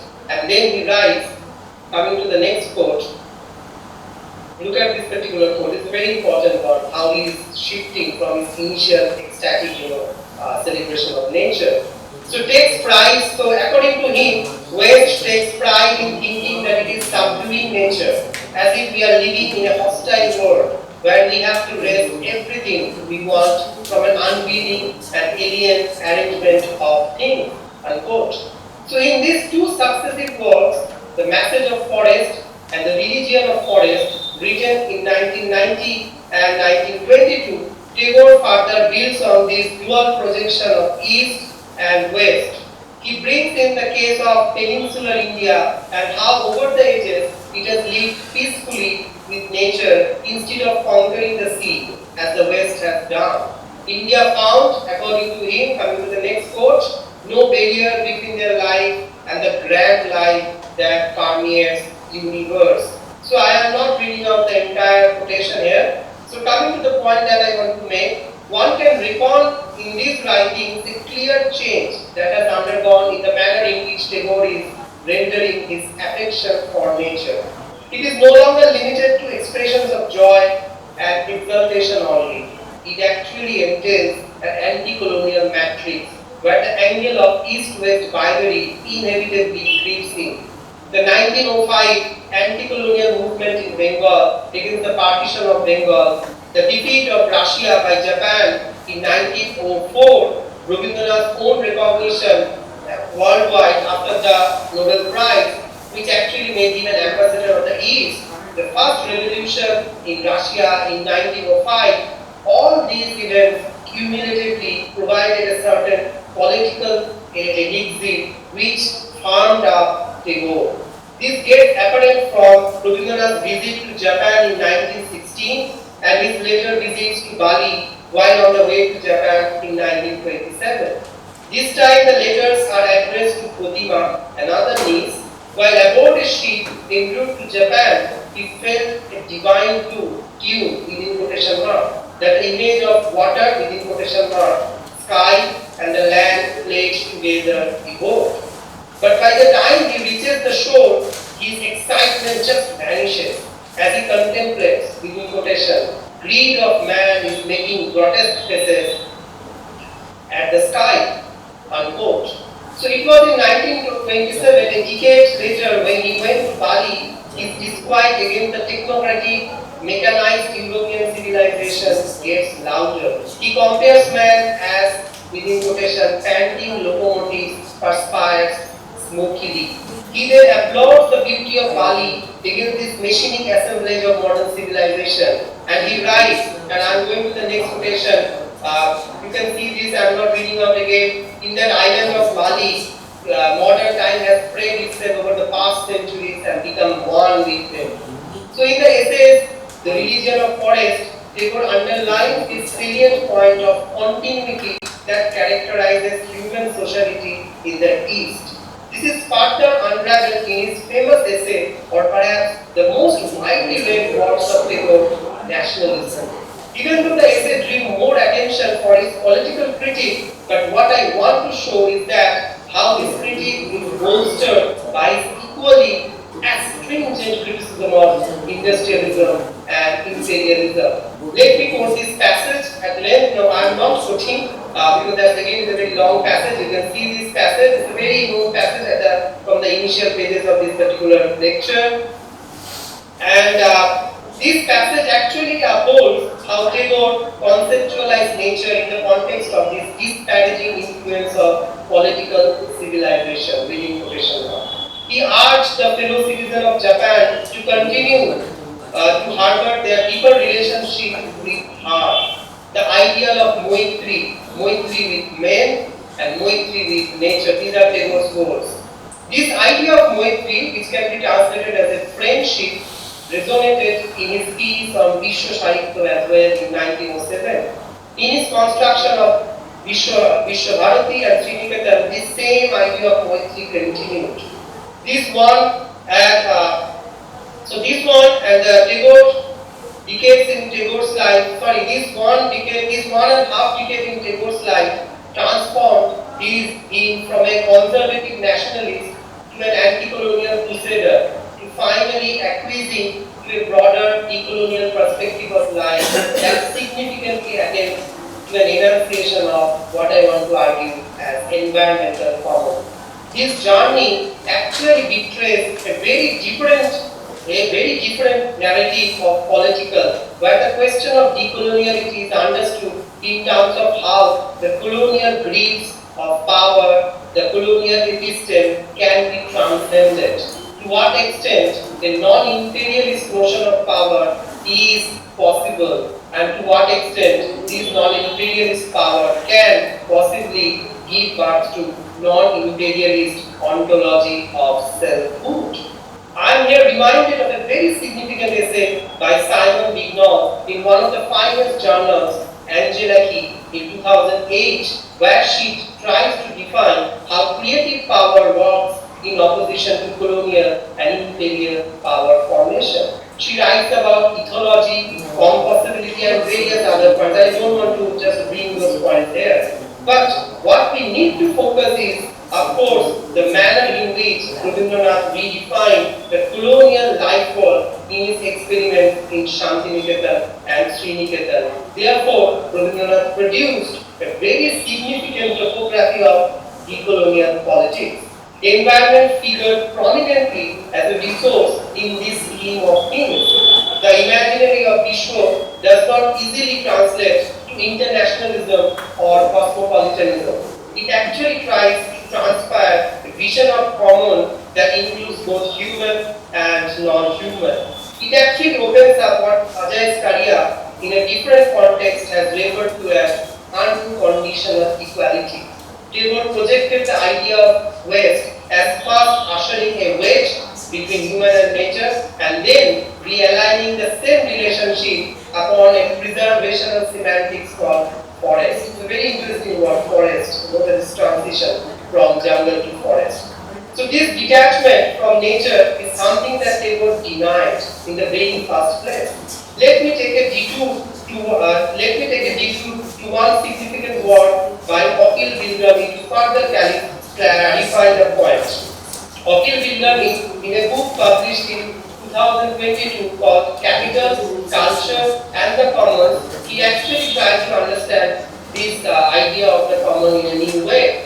In this particular book, the main argument that Bilgrami makes is how there exists a non-representative cultural common in the background that only enables the discursive domain of law, politics and governance to operate in the foreground.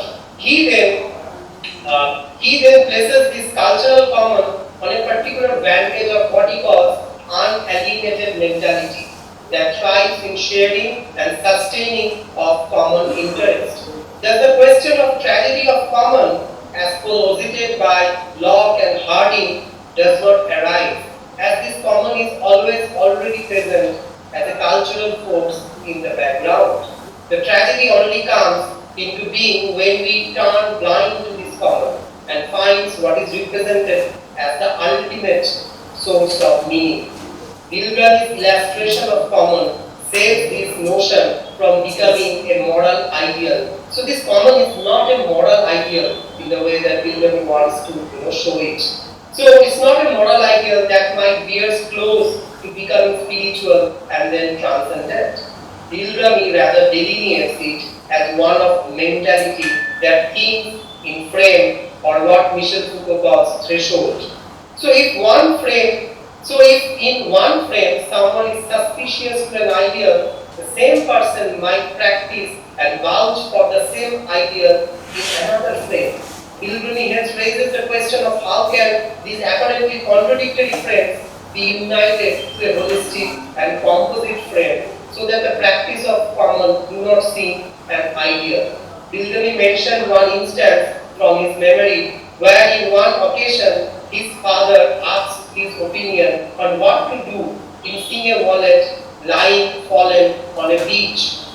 Bilgrami, quite early in his age, suggested to take the wallet. So his father asked me, should I take the wallet? And Bilgrami said, yes, we should take the wallet. And the reason is, the explanation is, he said that if he does not, some other will collect the wallet.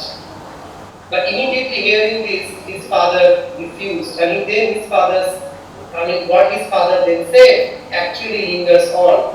His father asked, if he does not take it, no one will take it as well. So this no one will take it never really appears as a possibility before young Diliman. And this happened due to the alienation that informed his perspective towards life in that tender age. This single example to my mind best captures what Rabindranath was actually attempting to painstakingly build up a university, to set up a whole village of craftsmen and skilled labor, actually invested so much into all of this.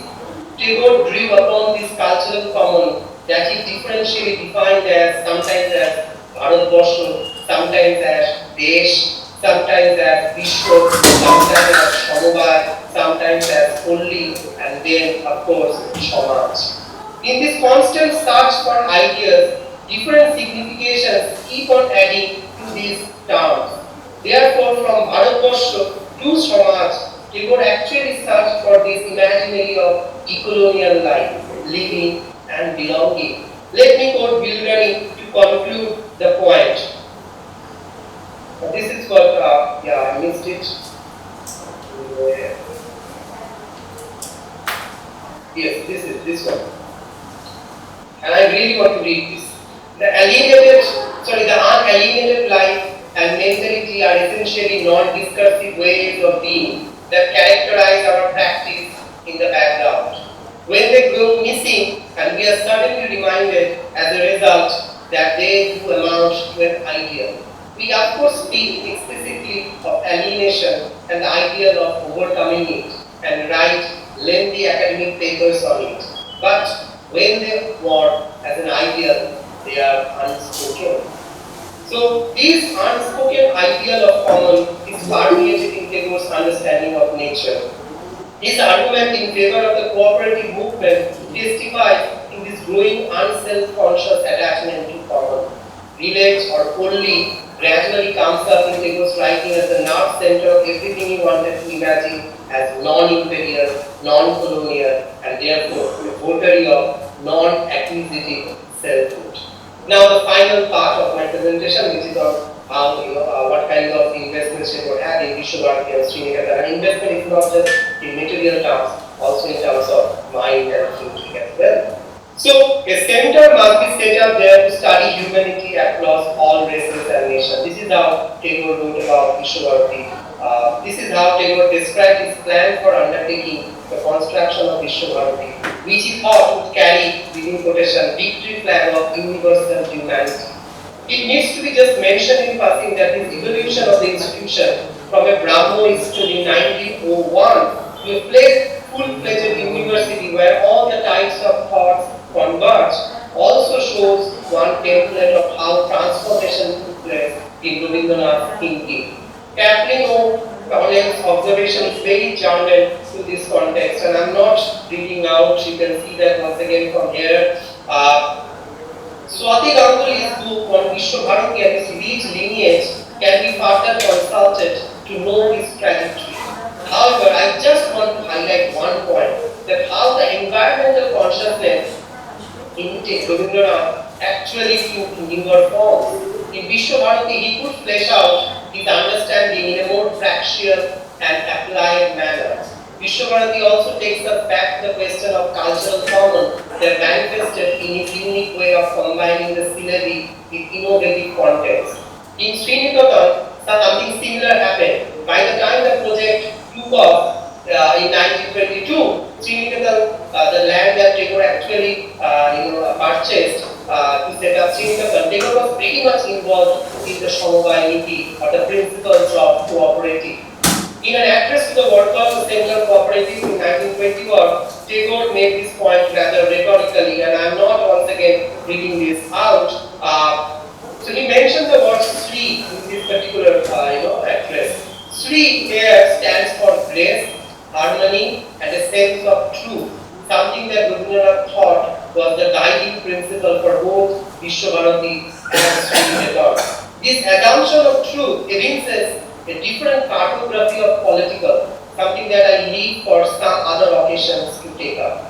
However, what needs to be understood is how in Srinivasan, this cooperative idea of common combined his penchant for trees, greenery, and the kinship with nature. In 1923, Tagore composed his lines in the form of an essay, and this is the next quotation. Again, I am not reading out. So Tagore gradually expanded the scope of his aesthetic engagement. The very formulation of village, which comes close to the hills of Gandhi's idea of village, offers to Tagore an imaginary of decolonial mentality, which flourishes on cultural common and cooperation. Dikshit Shina, who is not much quoted in academic exchanges, wrote a magnificent book published from a local publisher in Bolpur, and the book is on Srinivasan in 2019. This is what Dikshit Shina said. And I have deliberately used, avoided Dasgupta here to just give you a sense how these thinkers should be given space. So this is what Dikshit Shina wrote. It was an attempt to find a society where people did not have cloistered social life, but a life lived in close association with fellow human beings, forming a common whole, striving for a creative life. Therefore, in conclusion, let me summarize the paper briefly and then conclude. I discussed Rabindranath Thakur's non-fictional works on environment to kind of releasing from the quagmire of spiritualism and mysticism, which is actually a soft form of Orientalism, that obstruct us from appreciating Rabindranath as an important decolonial thinker who thought through these postulations of environment and tried to generate a template of decolonial politics, that is politics in a very different sense of the term. This was a politics that latched on to producing an imaginary of environmental common based on creativity and cultural association. The festivals he started in Shantiniketan, the various cooperatives he introduced with the help of a number of people all across the globe in Srinivasan, and the kind of intellectual investment he accorded to these efforts actually lays out a different picture of politics that often gets clouded and obscured in projection of hyper-nationalism and a mythic invocation of past in contemporary India. Let me end this presentation with these lines of Aditya once again, who is also a very good friend of mine. He actually has written a brilliant book, and I will urge all of you to see that book, Insurgent Imagination. In that book, it has come out from Cambridge University Press. Now, in that book, Aditya has said that Tagore actually presented a decolonizing vision that challenged the unidirectional traffic of idea from the metropolitan core to the periphery. And this is what my presentation tried to show, that how Tagore really reversed this epistemic imbalance in this population environmental problem. So thank you. I hope this particular presentation would give you some sense of how Tagore tried to connect the decolonial problems. Thank you, Dhritiman. No, it was very informative, and of course my attraction on Rabindranath, I don't know how others actually. So I would ask first others who are not natives, so to speak. I have a question for Dhritiman. I know his son is sick, so I'm trying to give him a little.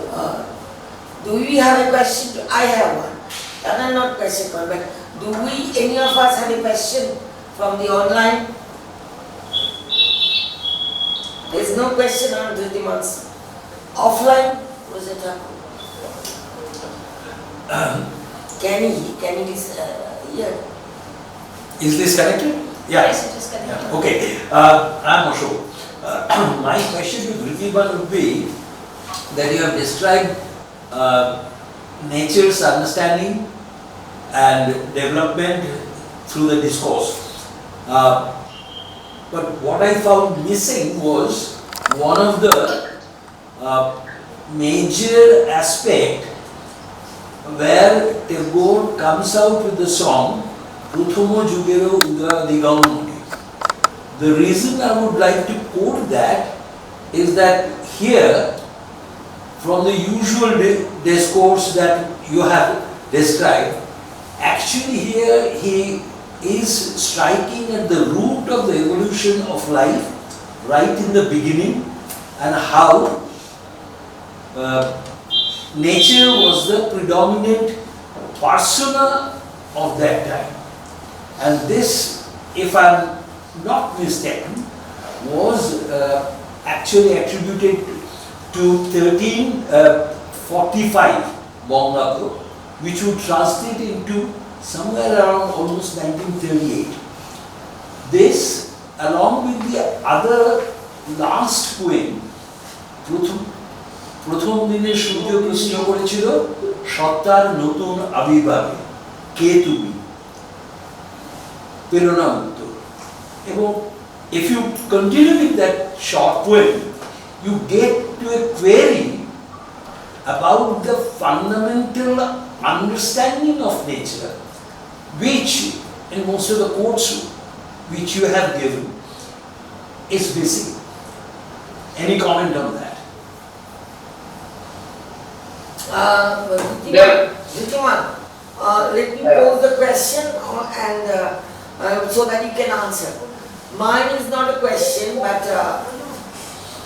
what I am trying to tell you, the so-called, as you rightly say, so-called spiritualism is completely imposed by the British colonial people to make us that we don't need to eat. All we need is to think about God.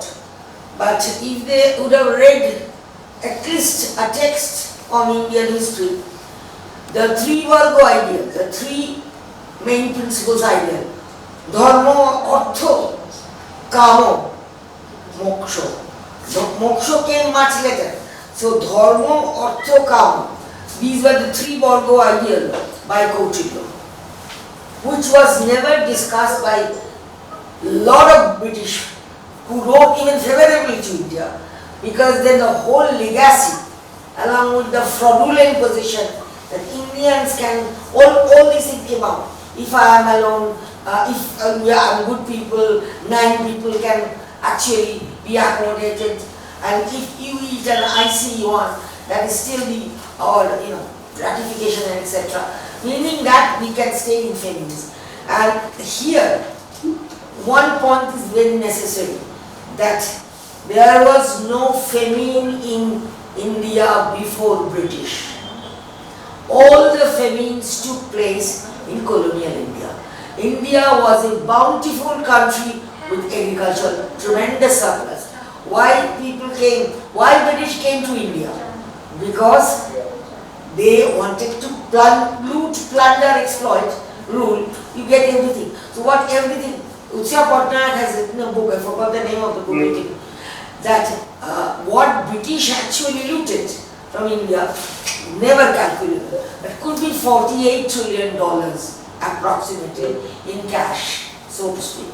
Not the presents, because individuals will not, and this has not been actually told by even some historians, because they still think they have to stay in good books. And I don't know want to say this, but I think it is important that we make it naked. You know why we are suffering, why we are afraid when they call in their pronunciation our name? Otherwise they will not make us enter into their hegemonic law. Because every time you enter without admitting that you are distorting the person's name, means what? A complete negation of the individual person is speaking too, that because he's or she is coming from not so Western world. But here also it's to all the speakers though. This one I wanted to say, all the speakers, then Dhritiman will answer, then I have a question for Caroline and more. Point is that we were not colonized the way we wanted to. Let me put it this way. British colonized us the way they wanted it. It was not a settlers colony. It was a colonizers colony. Then there is this big difference, both theoretically, methodologically, ontologically, and practically. That is, settlers colony is America, Australia, New Zealand. Britain is colony. Britain colonized India for the sake and looted only this. Forget the deindustrialization part, but looted this much of it. So when we get, so elated by getting one slab, not a slab, but one pad in the back, that is actually our coloniality continuing. To remember cuisine, to remember that colonialism is gone, but coloniality stays like everything. We have to have a publication from one of those so-called publications. Otherwise publication has no meaning. I remember my doctoral thesis was rejected by most of the publishers I attended because I wrote materialist Orientalism, Marx, Asiatic mode of production in India, and nearly killed Marx. That was one of the reviews. And I'm so very happy and proud of that. But it was not published from any other but Indian. I have to have an Indian publisher because everybody, now that I am little known, I can now publish in Routledge, Springer, Paul Graham Macmillan, anywhere I have an article. That I understood, that the process of becoming colonialized or colonial. Anyway, please answer Ashika's question. Yes, thank you so much for the observation and the question once again. Professor Thakur, I actually, you decided that I missed some of your, the recitation from that particular poem, song, sorry. So, anyway, I have to first check this out that, what kind of new dimension is adding to my, this major sort of engagement here in the idea of environment. I actually tried to tease out, this is the quite a very, body of works that have come out on how Rabindranath's environmentalism was, how Rabindranath approached this environmentalism.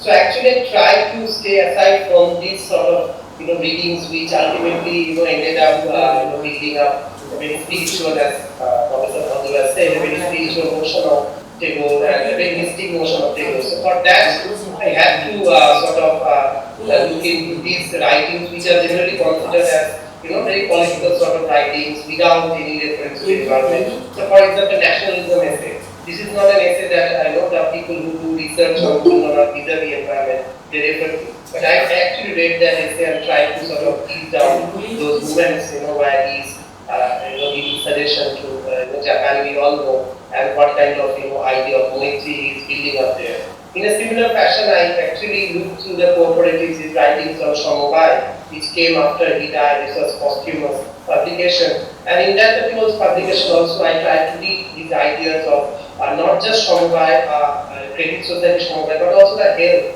The way he talked about health cooperatives in Shantiniketan and actually introduced that idea. So this was the larger, you can say the referential sort of text for me. How this particular text which you mentioned is actually adding to that, or whether it is turning me towards a new direction. Something I will definitely look into it. I will take reference from it, but I missed the entire recitation. So that's why I am not in a position to fully comment on that. If I may just point out, the first one was a song, and the second one was almost written 2 days before his death. Yes, ma'am. Yeah, you remember that. প্রথম দিনে সূর্য প্রশ্ন করেছিল সপ্তাহের মতো. The reason I am pointing out these two is that when we talk about decoloniality,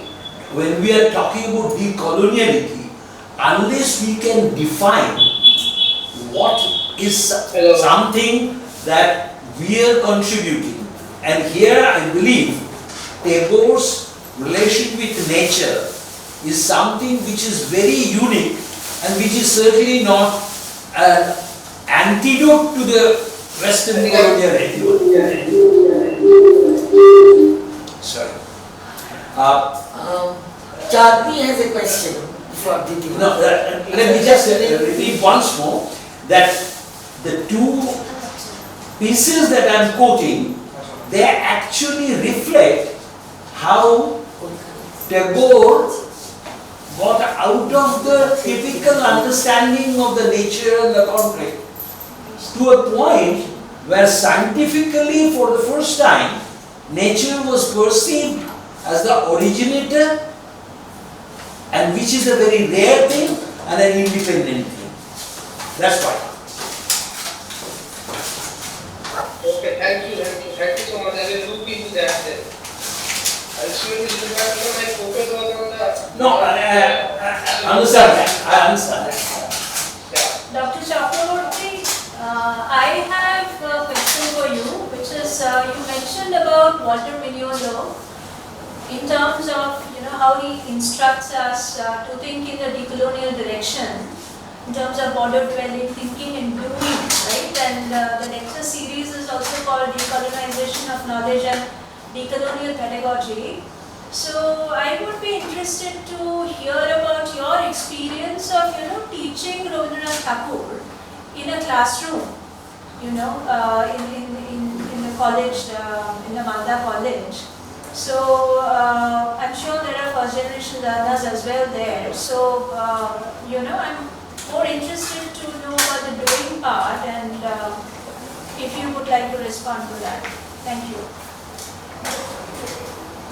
Yes, Chandra, unfortunately, we have a very few texts from Rabindranath in our English literature syllabus. And that's again, the irony of the whole thing. But then, yes, when we discuss of Bengali texts of Mahashweta Devi or Tara Shankar or someone else, from the contemporary Bengali writers, we generally first try to read the text in Bengali and then try to understand whether those Bengali words can actually resonate in the English translation or whether something is missing from there as well. So I generally give them or give my students, some of them are present also here in this webinar here. So I ask them to first interpret those texts on their own and then probably read the English translation and try to understand whether translation is actually able to clarify or convey all the nuances of the Bengali language or the Bengali meaning. So this is something that I want to put on record or rather put here on the table. The decolonial impulse also came from the late 1960s French thinking as well. We should be also acknowledging it that I have also written about it in one of my pieces, that how we had two kinds of decolonial responses. One response that came from within Europe itself, in the writings of 60s continental philosophers in France mainly, and a response that came from outside. So, for example, today we are discussing Minglu here, or in fact Caroline also mentioned about and so many other writers, Chakraborty. So just to go back to that provincializing Europe piece, there Dipesh reminded us that Europe is something that we should critique, but this is not entirely dispensable, right? You cannot just simply dispense with Europe and just say that okay, we don't need that. We can have complete sort of the moment we own up the question of decolonial, I think it comes to our this responsibility comes to our shoulder then to define or build up an economic discourse on our own, and this is something is a very onerous task, and I'm sure Cosmo Banerjee's recent books and Anukul's recent writings, they are trying to do that. In fact, the book panel where I participated in decolonizing theory, there too, Aditya Nigam has mentioned about various, thinkers from India who actually try to do theory or build up a philosophy on their own.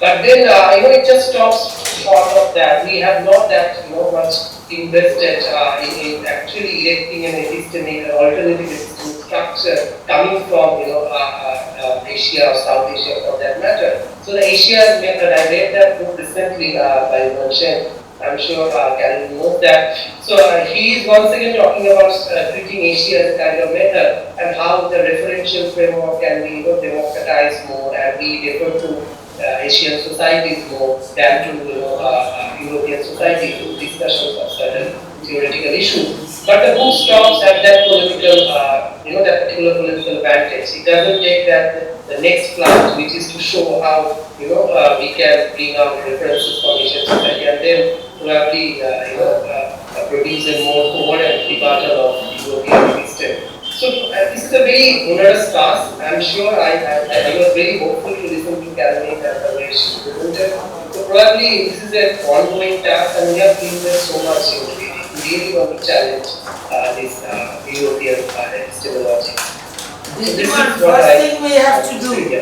First thing we have to do, that in order to be taught by Indian education system, we must know who our stalwarts are. We should not depend on understanding politics and state functions for Machiavelli and Montesquieu. Because Kautilya in 3rd century BC has that much better than them. We don't know this. We don't read our materials, original materials, which is such a. But young people should try for it. Young people should try for it.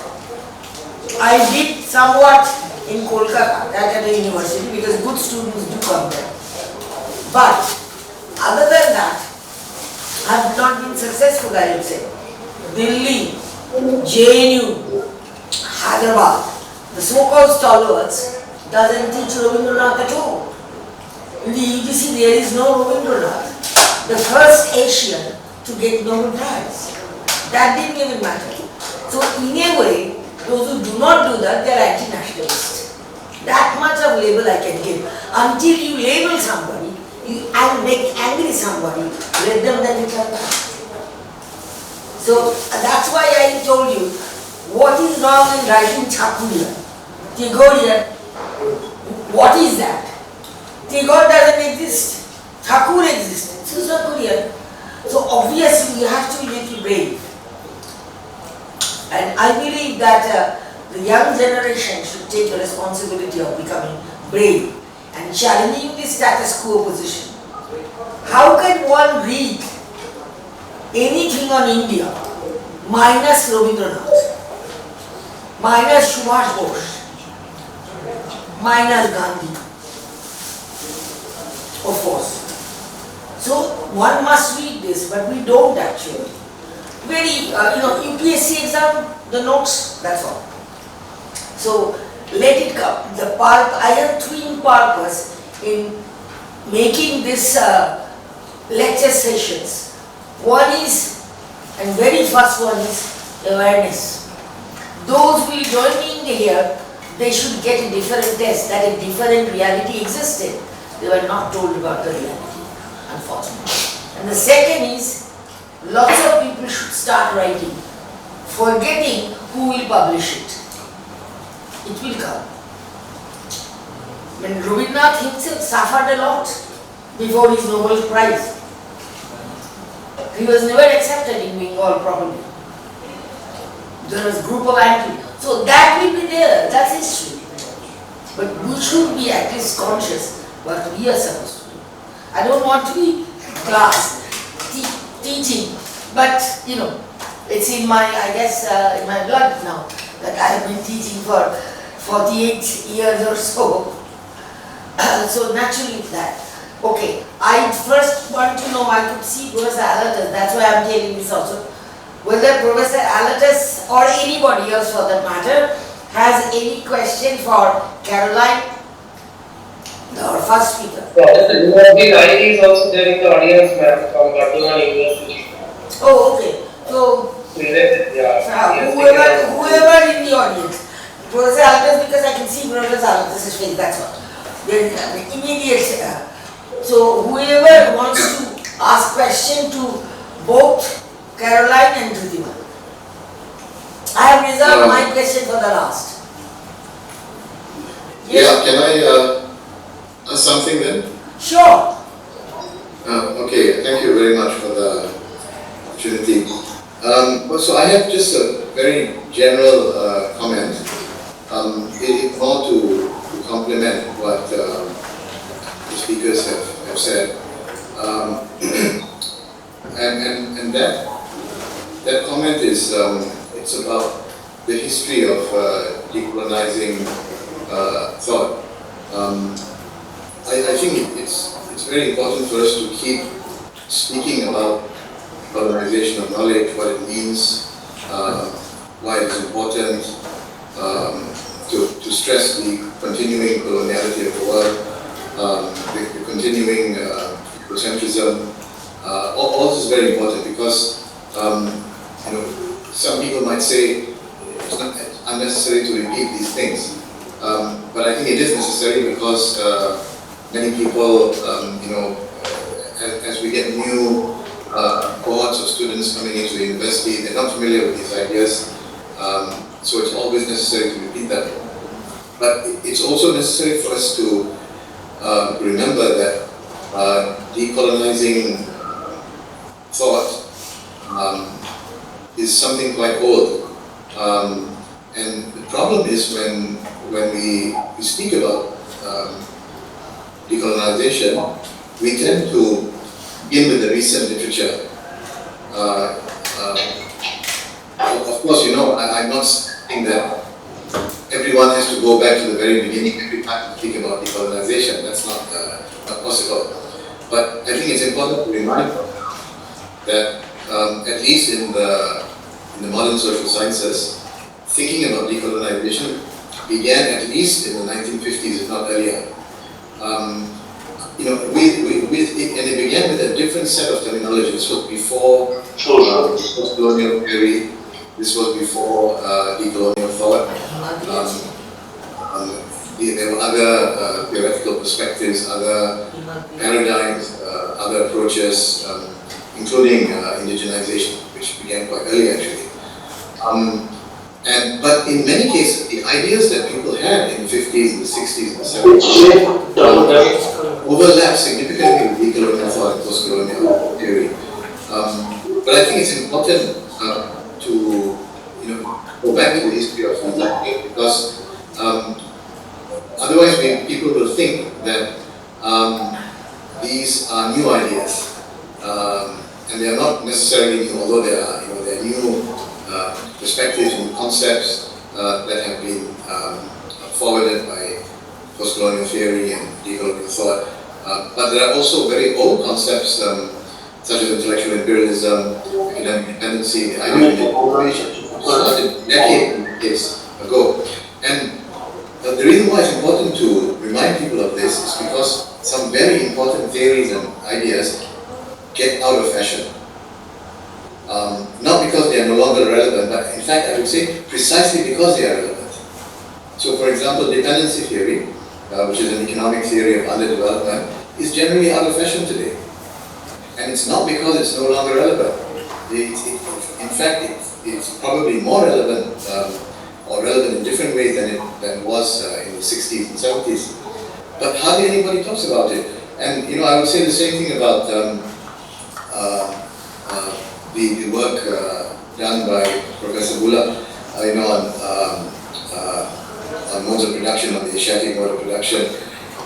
The whole discussions on the so-called modes of production controversy that was raging in the 70s and 80s, and related issues. The work done by Indian, Pakistan scholars, East African scholars of East Africa on colonial modes of production, for example. These are all so not only fascinating and interesting, but still very relevant, but they've gone out of practice, out of fashion. The debates about the post-colonial state, talking about Hamza Alawi and so on. These are all out of fashion now, which is very sad. And it's almost as if there's a conspiracy to marginalize those fields and those perspectives, those genres of work which are perhaps dangerous from the point of view of the colonial, Eurocentric social science establishment. So let's not follow the fashions. One of the things about academic dependency is that we follow the fashions that that begin in the West. So at some point, Foucault was fashionable, and Foucault became very fashionable in Marxist as well. And then Derrida, and then Bourdieu. So we're forever following fashions and relevant ideas and schools of thought that we ourselves created recede into the background.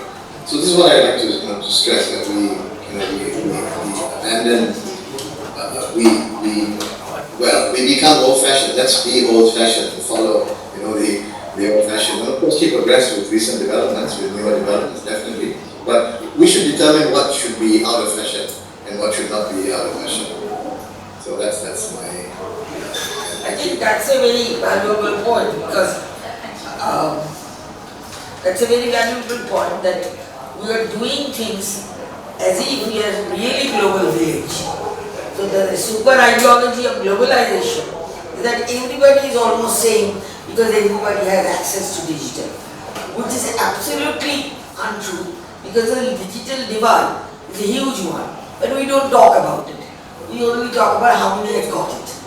And getting also has a point which lockdown shows us that I'm a middle class person, so I can afford the internet charges for the whole month from my salary. But the guy who is from a poor area, urban and rural both, cannot have that.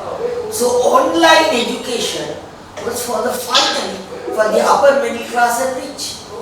But people started not discussing, started discussing only how much we can have, how much we have. But the moment you go outside of the main city to the remote village, now you know what you are, that there is no Wi-Fi, there is no internet connection. So that is how, I think it's one of the problems that we have got a lot of things because of this globalization. The answer is partially yes, but the answer bigger one is that no, we haven't got equally what advanced capitalist country have. Or maybe there is also a diversity of the poor people who are there and ethnic minorities who are there. So we forgot to discuss actually those things and also forgot the history of inequality of which we have been facing. Anybody else who wants to ask a question? Oh, okay. Ma'am, may I ask a question? Yeah, to me. I'm not the speaker. To Caroline mainly. To Caroline, okay. But just a minute. Before that, no. You don't. Okay, fine. Go ahead. Very interesting lectures, both the lectures. Caroline, I was listening to your arguments. I'm curious to know, from our present vantage point, we are in the 21st century and we are supposed to be decolonized people, decolonizing our own minds. Thinking from the epistemological point of view, can we create some kind of binaries like the East and the West, something which the colonizers actually perpetrated? So from our new positions, mainly the post-pandemic conditions, when the world, basically the world of knowledge came together to address the problems, all kinds of scientific discussions were continued through highly modern scientific means. Can we still think in terms of the East and the West, Orient and the Occident? Because we need to decolonize our technology as well. I was thinking like this, I would obviously like to have your own response. And because this was largely, we were responding to the Enlightenment knowledge system. And that is why we are very much cautious about our tackle. And recent times, post-colonial critics, critics of decolonization, they are thinking in terms of new humanism, new knowledge system. For example, Mano long ago talked about new humanism, rejecting Enlightenment humanism. And many African writers and Asian writers also thought in terms of new humanism, new kinds of knowledge, awareness. Ubuntu is, for example, one African kind of knowledge system, which means that I am here because you are there, you are there, you are here because I am here, there. So this kind of collaborative idea seems the idea that the brilliant critics are thinking these days. What would be your response to this? Caroline? Thank you so much for these excellent questions. You're right to to critique the use of the West or the global North, global South. It's really just a shorthand for the sake of time. So I personally really like the extended coloniality of power framework, where they think in terms of power relations and they ask who holds how much power: economic power, political power, cultural power, epistemic power, and these can be global elites, global capitalists, can be governments, but they can also be local elites. So here in the Philippines also the spaces at the periphery really also complain about being dominated by Manila and by elites, by the upper classes. So I think these are all spectrums across axes of different power relations. On the other hand, like there are statistics that are published by economic institutes that are saying the global 1% holds 50% of the global wealth, right? And the poorest 50% hold almost no wealth. So that keeps me from getting all post-structuralists and say, oh, that the binaries are dissolving because global exploitation, economic exploitation, political domination is real. We can see it in Gaza and Palestine, how real and how violent political domination can be. So I do think we have to somehow conceptualize power, but I really agree with your call for more nuanced conceptualization. May I also respond to Professor Chadni and Professor Alatas's comments earlier? Yeah, go ahead. Yes, go ahead. So Professor Alatas, I completely agree. I'm so sorry I rushed through everything. I think actually in a lot of colonized countries, the traditions of thinking, of contesting colonization, colonialism are probably 150 years old or even older. So there's a very rich tradition in a lot of countries, I believe, from what I've seen. Problems are that sometimes the work is fictional, or it has been labeled as non-academic or not academic enough. And a lot of regions in the global south, they just keep being flooded by these Western textbooks. So here in the Philippines, at my university, we're also discussing, should we do a course that really teaches all the thinkers as social theorists, the traditional Filipino thinkers, or the decolonial thinkers, the thinkers that contested colonial influences. And the problem is these have not been really recognized as sociological theorists. So we're thinking, okay, how can we phrase this? Will it be critiqued? Actually, it's my colleagues spearheading this, but they also do it with a sense of trepidation. Like, will it be recognized? Will there be critiqued for that? But I think there is great potential there. So of course we have Hanoi, we have WB, we have the seminal work of Professor Alatas's father, Syed Hussein Alatas, which goes back to Jose Rizal. Actually teach your work, your work and the work of your father in every single class. Similar to the lazy lady, I teach it in every single class as a fundamental text. So it's really, there's a lot of effort and a lot of important things that have been produced for a long time, are being produced locally, but they just have to contest this onslaught of neoliberal knowledge from the global north. Which brings me to Professor Chadni's question also, how do I teach? I teach with a very great sense of trepidation as a guest from Germany here in the Philippines, and I came here to learn how to teach, but I have to teach, I have to grade the students. So I try to see the students as equal, and I try to teach the students academic writing. My students kind of hate that I try to get everyone who remotely wants to write, to do their presentations or write their term papers in the format of a journal article, so that they can be knowledge producers on their own, and I really learn so much from them.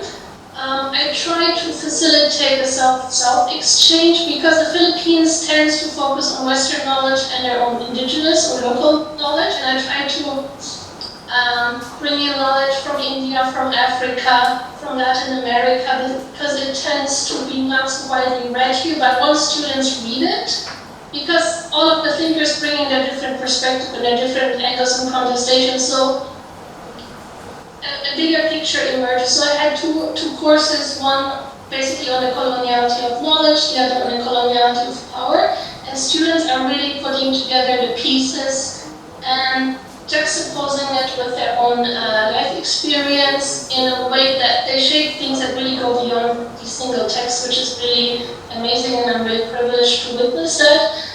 Also, I focus kind of on organization within academia, and I'm actually happy to say there is some space to dismantle academic dependency from within, because actually sociologists and academics, they don't like to organize. They don't like to organize conference sessions or to chair ISA sections or sections in other conferences. So except for the top tier ones like American Sociological Association, but for the mid-tier ones there is some space to assume roles, to bring in decolonial sessions or to occupy some mid-range sessions, like leading an RC, leading a section or something, because actually it's not seen as a desirable job. So I've tried to organize, probably organize 10 plus decolonial sessions in various conferences, and I really want to encourage everyone here. There's space to do that. That's a point where we can bring in decolonial critiques, because the most privileged academics are just focusing on writing and publishing, but actually organizing can also be quite rewarding because it brings in social habits. I will not be here heading up in decolonial sessions. I would not have been introduced to Professor Bhadra and everything. So I really encourage to go that route, because that's the point where the barriers of academic dependency and intellectual pluralism are less. There's a point where it can be attacked. So that's my sharing. Thank you so much for the wonderful questions. Caroline, just want to say one thing. See, the International Sociological Association does not have an RC on decolonization and decoloniality. And I couldn't make headway to that. So now that you are in the RC32 executive, try there. Because it has to come. Unless we bring it in RCs, they will not bring it as a RC proper. We have to bring in some way, some type of thing within the RC. There should be a session, because I was noticing the last 4 years, sessions. There is hardly anything about coloniality, so to speak. So we can see. We are supposed to think that they are liberal. Sociological Association is more liberal than any other, something like that. But actually, they look liberal. Otherwise, they are neoliberal. I would say that. So I give you, now that I have done my course, the peak period of electing not more than that. So you are now there. And try what you can do. And there is an Indian professor who is in charge of newsletter, Arvinder Ansari. So I'll introduce you, because this is really, see, we can discuss a lot of things, but doing things is a very important matter, even a small thing.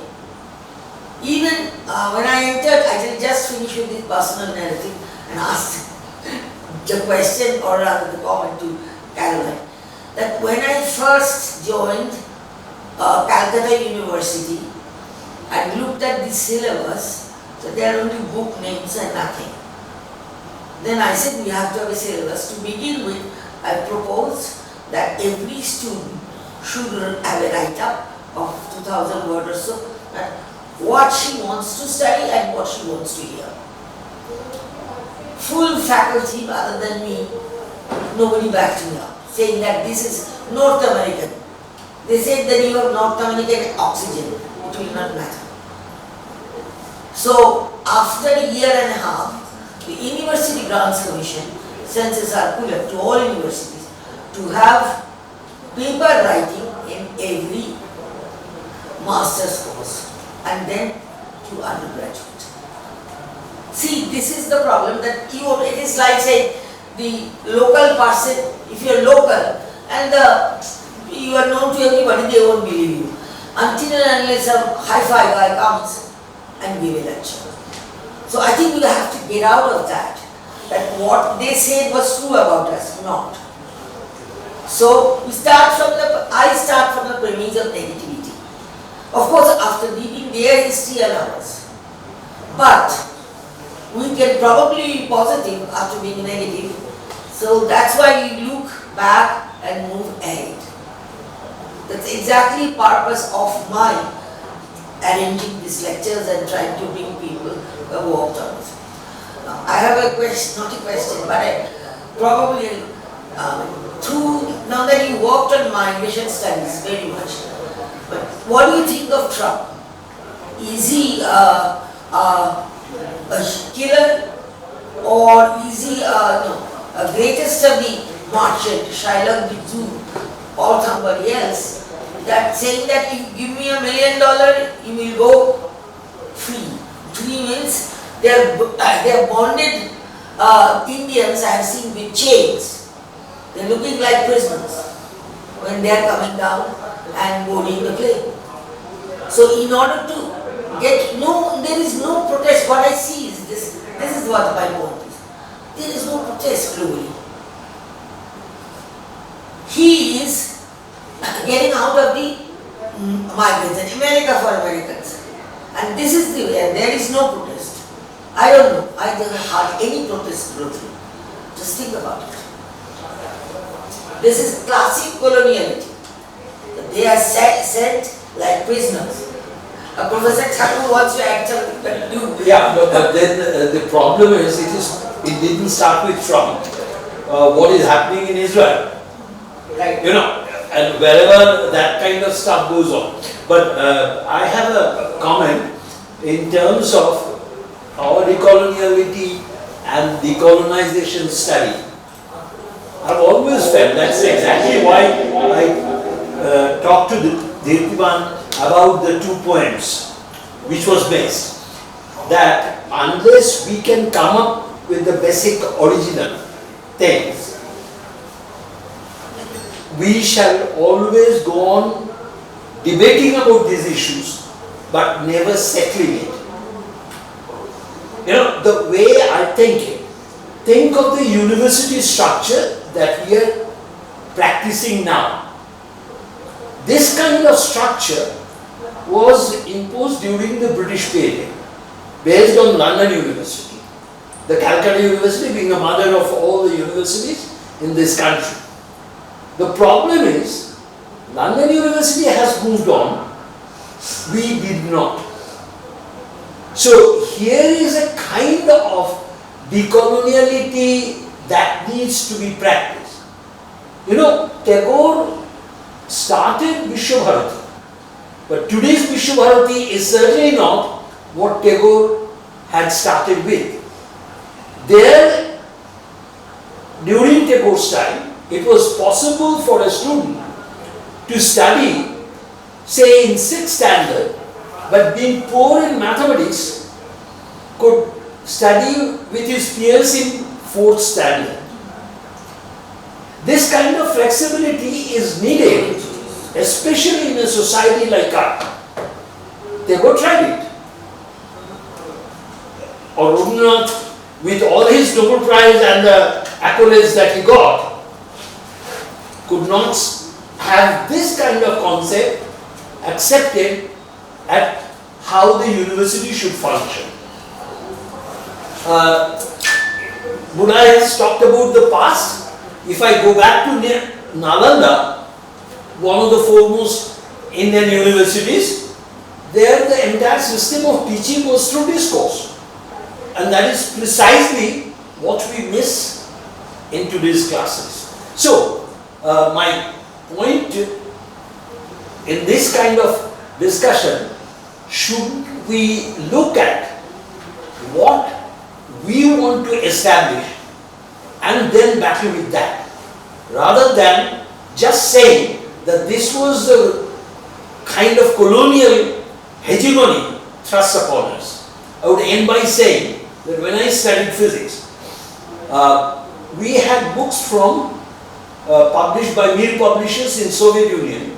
The problem was that in their book, in physics, the names of the scientists who discovered something would always have some Soviet scholars added to it. The problem was that amongst all my colleagues, I could see them sneering at it, saying that look, they are trying to push their names, which was almost like an affront to them, because the other names came from the Western world. Now, unless you change the mindset, you can't get out of this kind of colonial subjugation. So here is the call that somebody would like to give a lecture on how to change colonial mindset. If I could say something which is taking on from what Sir said, and then how to practice decoloniality, and this remains as an individual concern as well, as a teacher, researcher, located in a post-colonial context like India. And now that we have started with this special lecture series, could we think of, having a protocol? Can we think of framing a protocol of what should be, in terms of good scientific practice? What should be the points where Dr. Schoepf mentioned about countermeasures, and she gave us a list. So then can we think together and prepare such a protocol and start practicing it, in different universities? So this remains as a thought then. I think it's a good suggestion, if we can do that. Then the lectures would be really successful. What is the otherwise part of listening to each other, so to speak? We have to a workshop in Sorry? That was not audible, Dr. Chakraborty. Dhritiman, it was not audible. I was thinking whether we can think of doing a workshop and then come out with this protocol or this idea. We can think of workshop, no problem. But if we want to meet offline, then comes the hard reality. They are done. So only thing I like about digital is that at least we can talk on that. But we want to meet together, that is going to be the problem.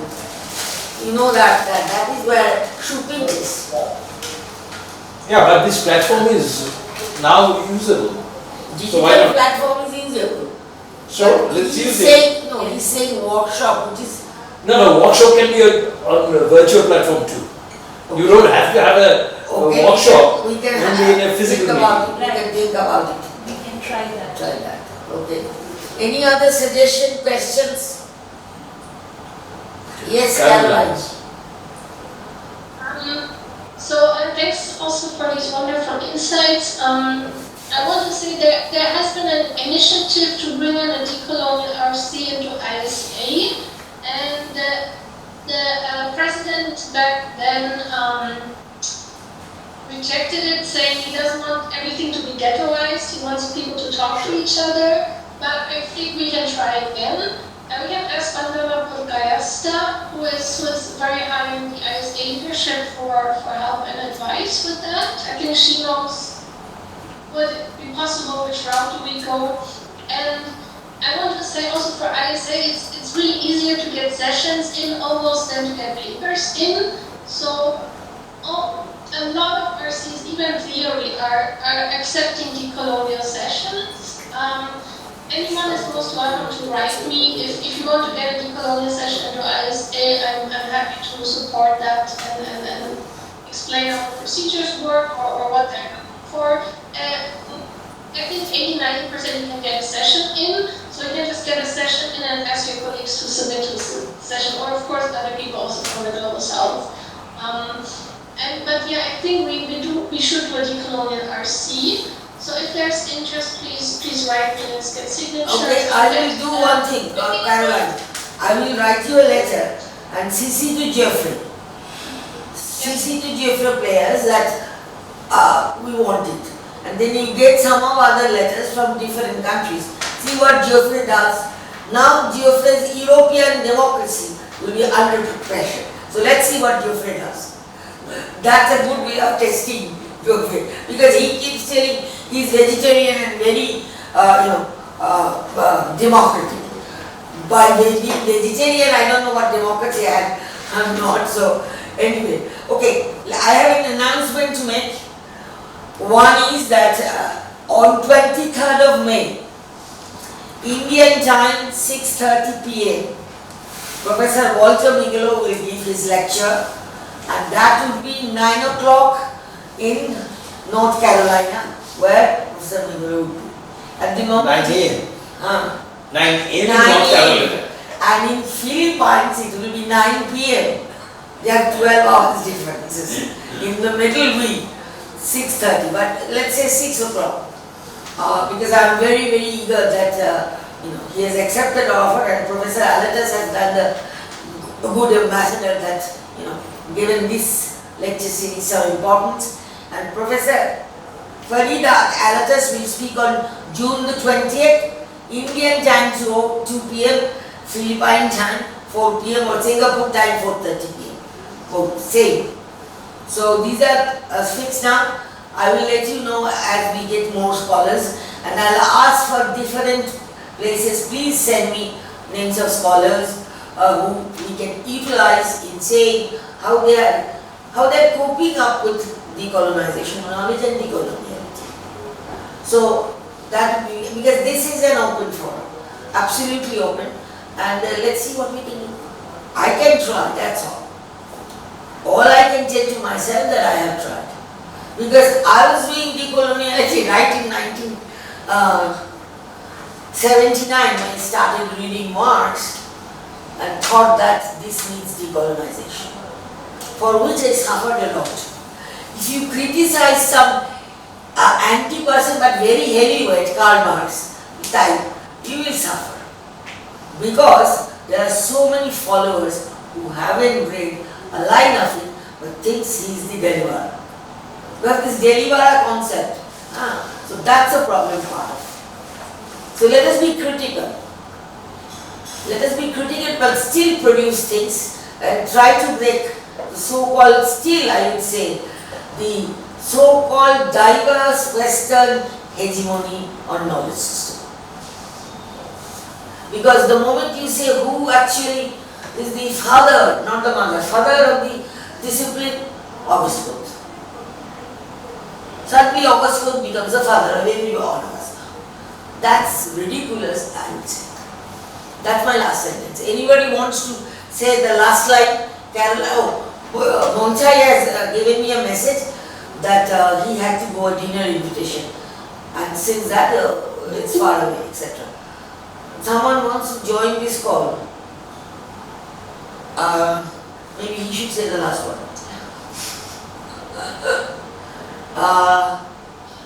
Arshad SK. Sheikh Arshad. Huh? Sheikh Arshad. Sheikh Arshad. Do you want to say anything that you joined? Can you hear me? Yes. Yes. We are just finishing up. So give us the last line. Last sentence, because you just joined, I guess. Where are you from? Hello? Where are you from, sir? Where? New Delhi. New Delhi. What took you this long? For the 2 o'clock session, you are joining in the last minute. I guess you mistook the time or something like that, because New Delhi, We have the same time. all that I know, India has the same time from Kashmir to Kanyakumari. I mean, Kanyakumari would be a better way of describing it. but I want to say this in the last That's sentence. the best. if anybody is not saying, that I'm very, very mad once again that 30 Indian died, tourists, from the fundamentalist terrorist Islamic group. This is really the religion when you actually, and they asked every tourist what is their religion, and they were simply tourists, went to Kashmir, this is the land of India, and they were killed like anything, and after that all of the people are stranded without water, without many things. So see, British divided us so skillfully. That's why they had to go back always. Looking back, they divided us and we accepted it. We were, some people of us were in power and actually were really hunger for power. So they accepted it. Since then, we had riots, we had communal positions, etc. continuously. See, before British, we stayed with Islam, among other also Jain, Buddha, etc. Christian, from 6th century AD. From 6th century to 19th. The Buddhists were driven out of this country. No, that's what not every Buddhism. That's one Ashok. Not Ashok. No, Ashoker pore. After those Ashok, I mean they were decimated from North India. No, but British, so the violence was there. We did not oppose partition properly.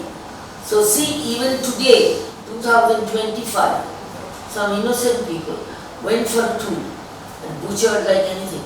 Asking, what was very much shocking to me, they asked everybody, what is your religion? That really, really bothered me. There's no doubt about it. Then why would anybody ask me before killing me what my religion is?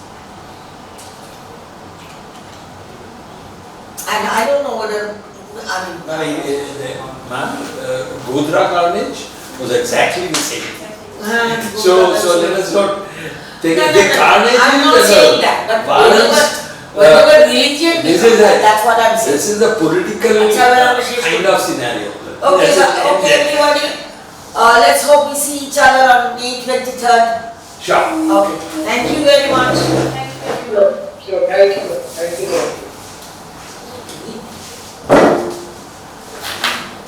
Ma'am হয়ে গেছে তো বন্ধ করে দিই দেবাশিস ও Debashis ma'am লাইভটা বন্ধ করে দিই হ্যাঁ বন্ধ